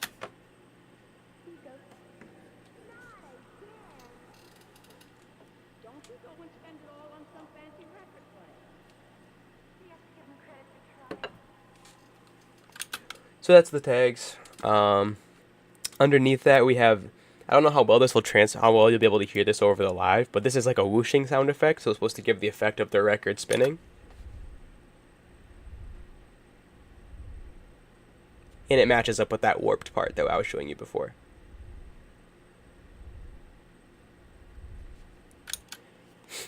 Underneath that, I believe we have the sound of birds, I think. No, this is the sound of the record static. And we can see here we have these time effects on the volume. Because we're close up here, I wanted it louder. And you'll see this in the other effects too. We're close up to the record, so the sound of the static is louder. And then as we're farther away, it drops because it's a little quieter. And then we meet in the middle here at this 2.5 because it's not as close as close as the beginning, but it's not as far away as the second one. Underneath that, this is where we have the bird sound effects. So my idea for this is someone's listening to records. Maybe they have the record player on a table by their window, and their window is open on a nice day. So I added some sound effects that would be coming from outside the window. This one is the birds. Same thing again here. It's quiet because we're far away from the window. Then we're a little bit closer. And then we have a bit of a mid-ground. There's also this low-pass effect, which makes it sound like it's farther away and a little bit more muffled. We have those same exact effects here, which are the sounds of city ambiance. And again, it's quiet, it's far away. Now it's a little bit closer. And now we're on a mid-ground. And then we have this last one, which is just the sound of the neon sign. And then all together, I'll play without the music, we have this.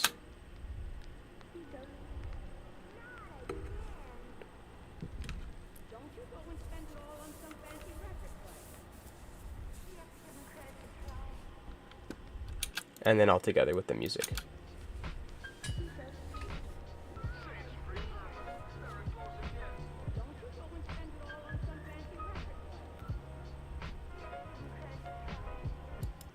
So yeah, it's, again, like I keep saying, it's the little details, like this little things that bring the entire video together. Even like the music has a slow pass effect. So I want it to sound like it's not necessarily, like it could be coming, the music itself could be coming out of the record player. This is the difference between, I'll play it with it on and then with it off.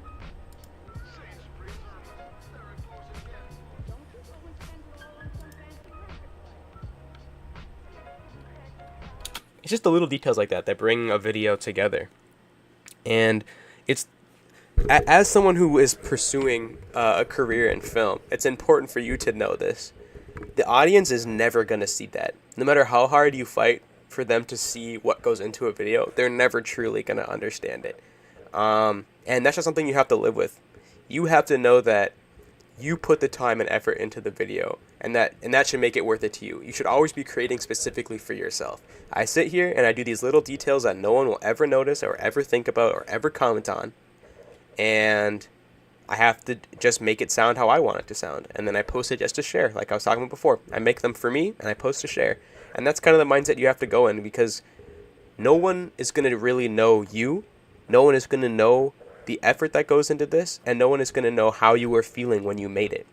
So you have to just stay true to yourself and make things for you, and if people notice them, that's awesome. That's great, but realistically, no one is ever going to watch this video and go, hey, I noticed that the whoosh sound effect when the part of the record passes the screen, I noticed that. That's really a cool detail. Or I noticed that the birds you can barely hear are a little bit quieter at the beginning than they are in the, like, no one's ever going to leave a comment like that. So you just have to sit like I do and just sit here and make it exactly how you want it and how it sounds good and looks good to you, and then post it without any expectations. Because the artist who looks at numbers is the artist who loses touch with their art. But I'll get off my high horse, my soapbox here. That's just how I feel about that. And I feel like you were one of the few members of my viewers who could appreciate that, because as a film student you understand that there's a lot more work that goes into these type of things. Yeah, it's perceived subconsciously, exactly. Without, like, the brain picks up on this stuff, but the viewer doesn't necessarily pick up on it. And it's the little things that are gonna it's gonna populate your video and make it realistic and draw the viewer in. Versus, like I said, I could just post it with just the music, and people wouldn't really give a shit. You know what I mean? Like, realistically, it's not that big of a difference, but it is that big of a difference, especially to me.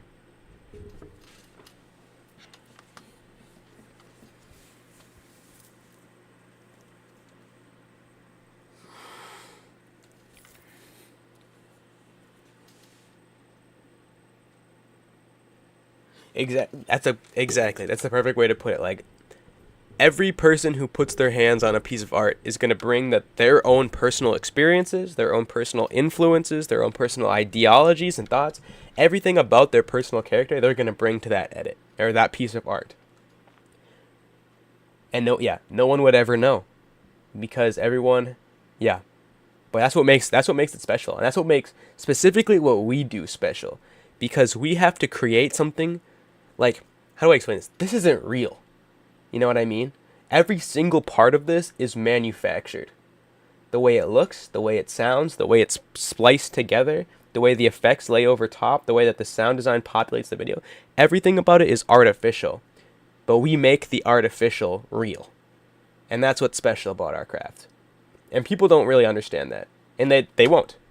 Like, even my mom has, like, she specifically told me, she's like, I wish that, she's like, I'm sorry that I don't have the eye for that stuff, and that I can't pick that. Like, when you show me things, I can't pick that stuff out. And I was like, that's just how it is. I mean, I understand that's just not your realm. And that's just how it is. Not everybody is going to be able to pick that stuff out, but there are people out there that will. I have gotten comments before of people who are like, who notice stuff that you think that no one would ever notice. And then it's like, that makes it all worth it. That one comment. I mean, it's worth it without the comment. Like I said, like, I make them for me. Like, I don't care. But when you get something like that, that makes it worth it. Like, when I share this stuff on YouTube and, like, you comment or someone else's comments, or, like, comes back for more and repeatedly comments, that makes me happy, because I know I can see that even though I make it for myself, someone else appreciates what I do, and someone else can watch it and say, hey, this was cool. This was entertaining. This was fun, whatever. And that makes me happy. So I know I said this already, but again, I really appreciate you and your time, and I appreciate you commenting. I appreciate you watching, subscribing, coming to the live. Like, that affects my life in a way that you'll never know. And I've had a good time tonight too. Like, I've really appreciated being able to go back and forth with you, and I appreciate you stopping in. And I definitely will. I'll hit you up on Instagram after this too, and we'll work something out for a little workshop or whatever you're interested in.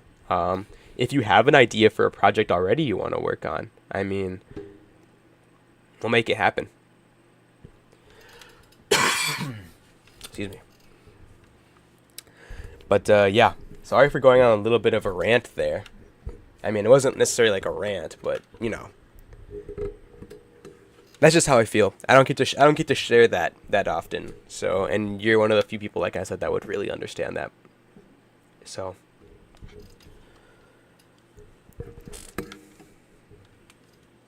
too many ideas. Yeah, literally. So how about this? You pick out a time that works best for you. Like, even if it's this week, you pick out a time that works best for you, and you come with an idea prepared, and we can sit down and we can work on something together. I think that would be really cool, actually. I think we could do a little collab project on it, and I can teach you the ropes with Premiere, and we can bring our combined skill set. That's why I love working with other artists, because you bring your like you were saying, like everyone who comes and works on something brings their own, um, they bring their own mindset, and they bring their own skill set, they bring their own experience. So working with another artist is really special because you both bring everything that has encompassed your entire lives. You bring that to the project.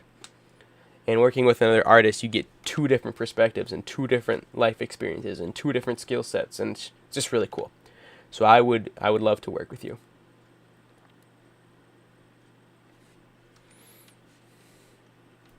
But yeah, we'll plan something in the near future for sure.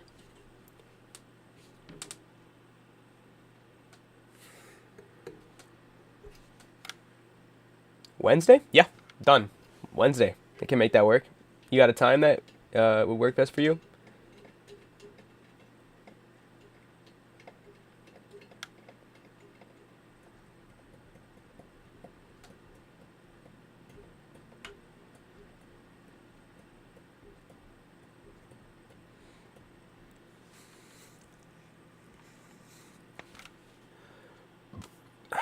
That's not the 14th, is it? I don't think so. Yeah, okay, cool. I'm busy Thursday night is all. But Wednesday I'm free all day. Alright. Yeah, we can do 2:30.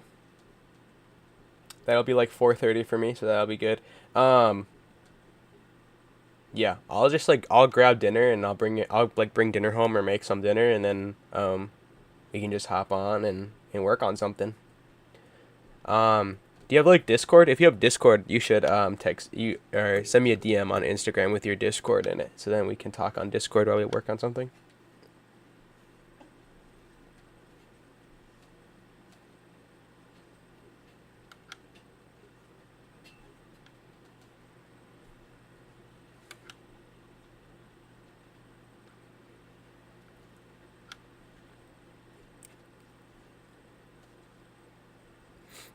I will say, I've been streaming for like 2.5 hours, so I think around 8 or like 10 o'clock for you ish, I'll probably get off. So if is there anything else that you want to see tonight before I get off? Like we could go through like one more project if you wanted to, or we could talk about literally anything, dude. Okay, cool. I'm gonna screenshot that and save that. I'll add you. I'm gonna add you on Discord right after this. Actually, wait, I can just do it now. That way I can make sure I get it before you're gone.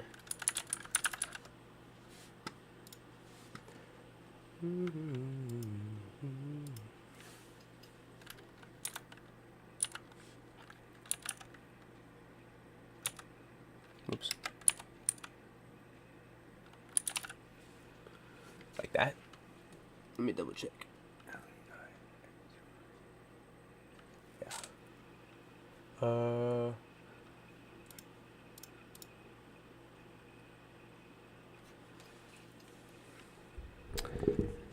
You should add me back quick to make sure that that worked.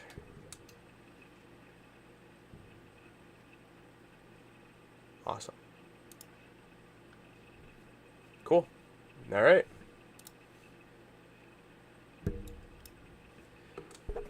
We're locked in now, twin. That shit is hide. What would you send me here? Yeah, this guy's funny. This guy's funny. I like your profile picture. Yeah, we'll get to work. We'll get to working on something. I'm glad that we got that set up.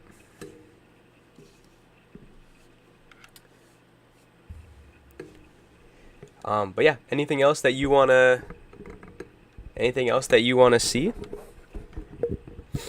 before I log off for the evening? If not, that's totally cool too. I think in the future I might just do these random streams again where they're not scheduled, and I just like get on and start working on something. So there'll be a lot of opportunities in the future as well. Yeah. Okay. Yeah. Cool. Um, I'll probably like tomorrow maybe where even is that? I'll probably work on this Playboy Cardi one a little bit more. Um, I might do a little bit off stream, and then I might come back and stream and do a few videos. But either way, if I stream it or not, I will definitely, you'll see it. I mean, I'll either send it to you or I'll post it and you'll see it. So,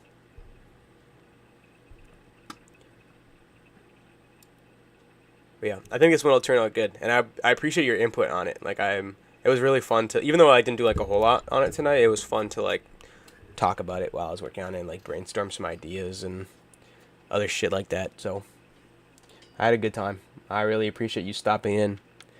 Like, yeah, this was a good stream. Like, this stream was like probably like yesterday had more viewers and like more interaction and like it was fun, but this is probably more fun for me because like I'm, I was kind of invested a little bit more and we got to have some like one-on-one talk, and now I'm kind of figuring out how this whole streaming thing works. So actually, yeah, while I have you, before you go, what are your thoughts on the whole streaming, like how I do it? Like, I mean, like, does it look good? Like, how does the setup look? Does it sound good? Anything I should do differently? Anything you like that I'm doing? Just so I can get like a viewer's perspective.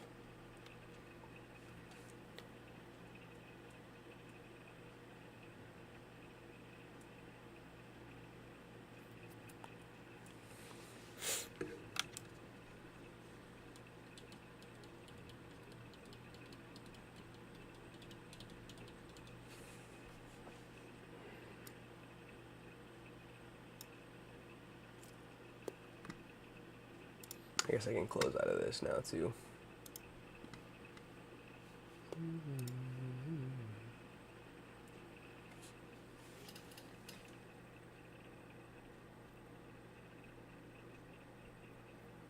Yeah, I figured, I should, like, even if people aren't here, I should just talk like they are here, because I, like, don't always see when people join or not. So, like, might as well just pretend people are here, so when people do come, I'm already into it, you know what I mean?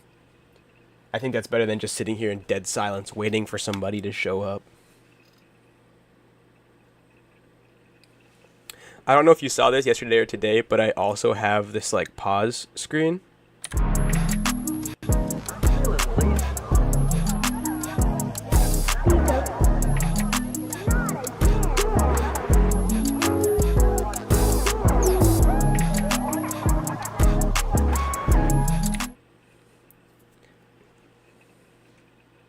Kind of cool.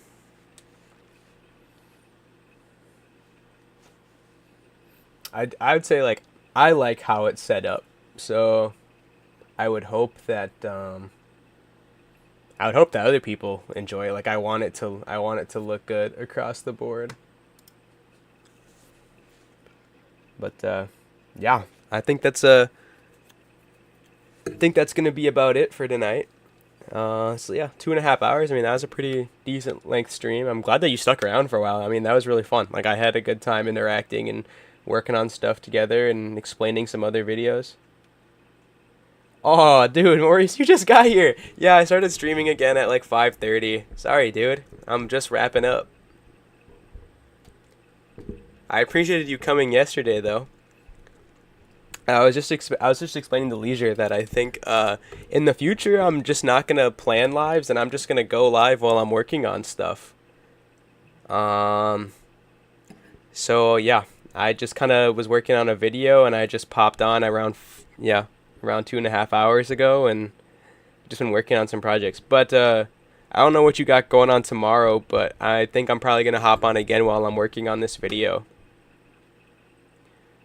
And then we can also go through. I know you wanted me to explain a couple more video or like do some breakdowns on some more videos last night. So tomorrow we can hop on and I can do a couple more breakdowns and whatever else you want to see, and I can work on this and you can get a little bit more insight on what it looks like to for me to work on videos essentially. Damn, they got the dabbing emoji. Okay. Okay, okay. I wonder if I could make some custom like emotes and stuff in the chat. I should look into that because that would be kind of fire. Yeah, unsure of what time I'll go live tomorrow, but I would just say like keep your eye out from like just any time in the afternoon to the evening. Like I was planning on starting earlier tonight, but like I was out downtown and I didn't start till I got home. So like, but I would say like if you come back around the same time that I started tonight and the same time I started last night, like I'll probably be live. 100K subs to get the damn emotes. Damn.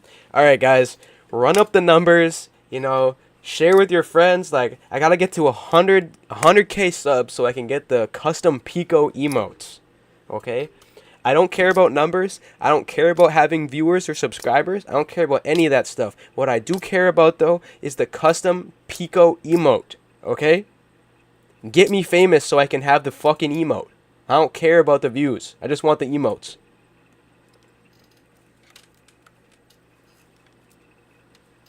That's wild, though. 100K? That's ridiculous, bro. Like, they should just have that for everybody. That's just a fun little thing for a creator to be able to do. But what do I know? Yeah, actually post in your school's film group chat, bro. I'm trying like not only do I think they would like the content, but I also think that would be a good way to like network and meet people and like also if you guys are doing film stuff, like, you know, getting insight on how I do my thing might inspire you to do certain things in your videos. Like, yeah, that would be so fire, bro. And I appreciate that too. Like that's like much love, bro. Much love. Um 50 subs by the end of the year? Bro, we got like 20 days. We got 20 days.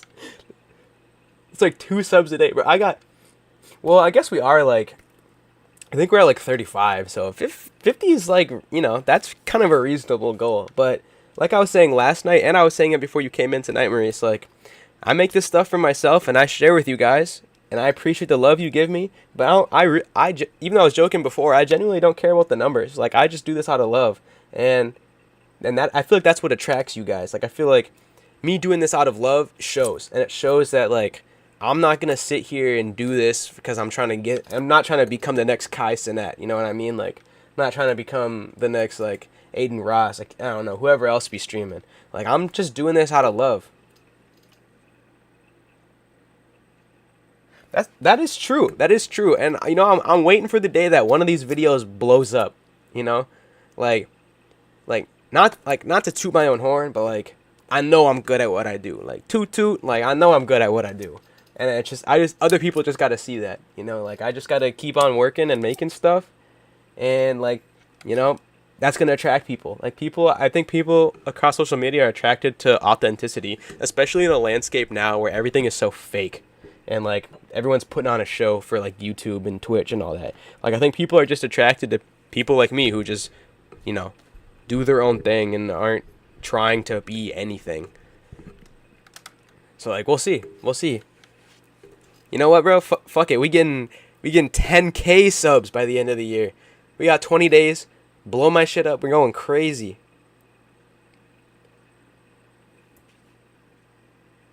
That's what I'm saying, bro. Like I literally like that one video is gonna take off, and it's over.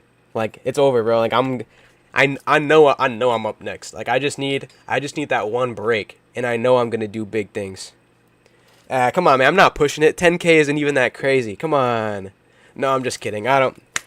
Like realistically, like 50 would make me happy. Like I've never cared about my subscribers, but like 50 would be cool. I posted my Insta link already, but I'm gonna do it again. I'll post my TikTok link too. You guys can subscribe if you want to. You don't have to. Like I'm not pressuring you to subscribe or whatever, but I post my videos on TikTok and on Instagram. I mean, on Instagram too, like you can definitely feel free to DM me if you ever want to talk about anything or work on any projects or like literally anything, bro. Like I'm just a guy. At the end of the day, like I'm just a regular Joe. And like I love you guys. I genuinely got I got mad love for you guys.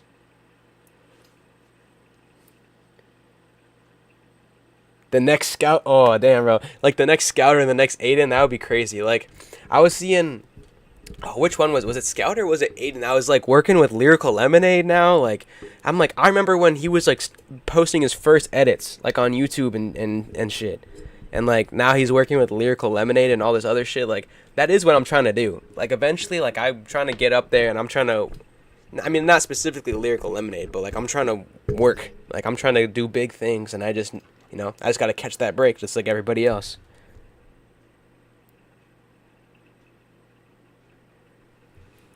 Yeah, that's what I'm saying, bro. Like TikTok has a high because of how the algorithm works. It's got a high chance of pushing your stuff out. And if you're working on stuff for school or like personal projects, post it on TikTok, and you got a good like shit goes crazy on TikTok for no reason. You know what I mean? Like, and you're gonna be making quality stuff.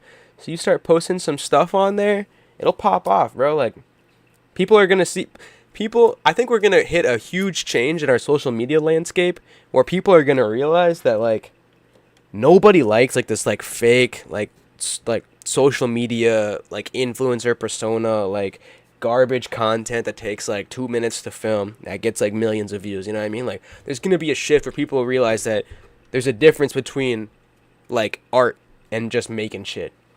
And people are really gonna start gravitating towards people who are authentic and people who have a love for their craft and aren't in it for the numbers or for the money.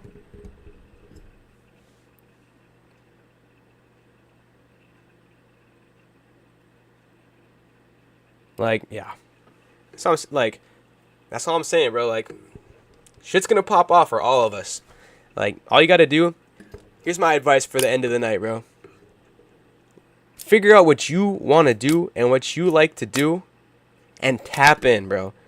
You gotta work. You gotta get on the grind and do what you want to do. Don't let anyone tell you. I mean, I know it's cliche, but don't let anyone tell you differently.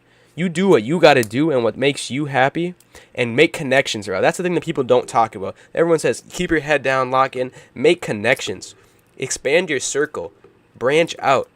Like nobody like. Yeah, you can do this shit on your own, but nobody want to do that shit on their own, bro. Like you gotta have a circle, and you guys are part of my circle. I have genuine love for you guys. Yeah, people are gonna get sick of the fast food content. There's gonna be a shift, just like there was a shift with Vine, just like there was a shift with Musically, just like old YouTube. Like everything has that shift, and it's gonna happen. It's gonna happen soon, and people are gonna be looking for quality content that's made by authentic people. And our generation is who's up next. So you just gotta dial in with what you want to do, and love every minute of it. That's the other thing too. Once you're at the top, you're gonna miss the grind. Everybody says that. I'm at the top now, but I miss when I had to grind for it. And now's the time when we're grinding. So figure out whatever it is, bro. Like video editing. If you want to be a chef, if you want to, like, damn, bro, if you want to be the best Uber driver in the world, like, get in your car and start whipping. Like, you just gotta lock in with whatever makes you happy, and don't let anybody tell you different. And make connections and stay true to yourself. That's it. That's Pico's advice for the evening.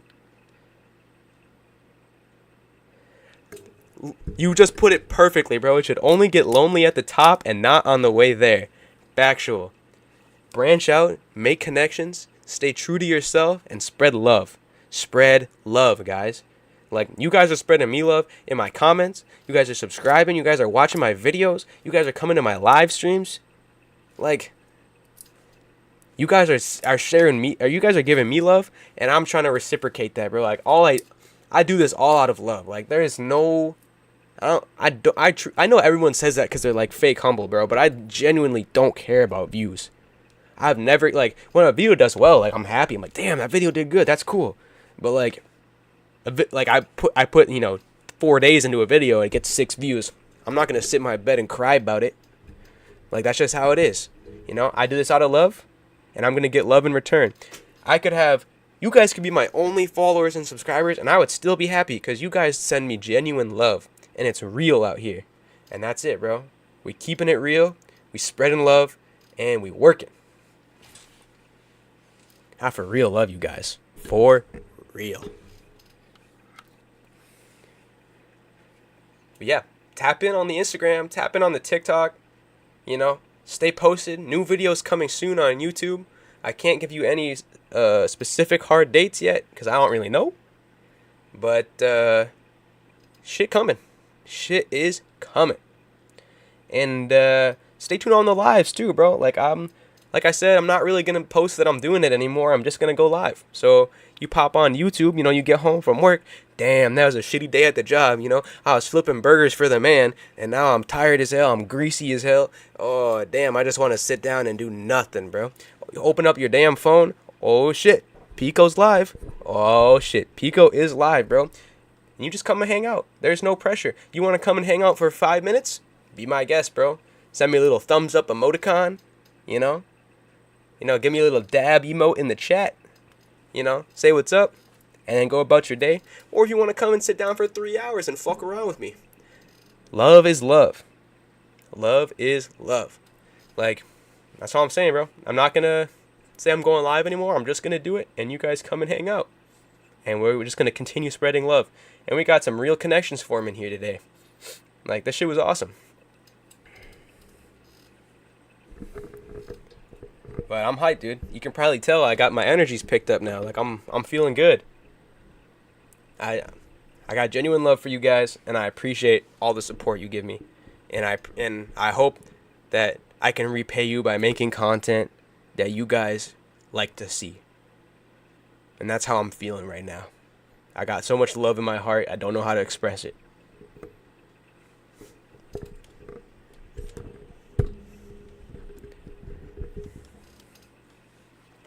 Yeah, you guys are real for that.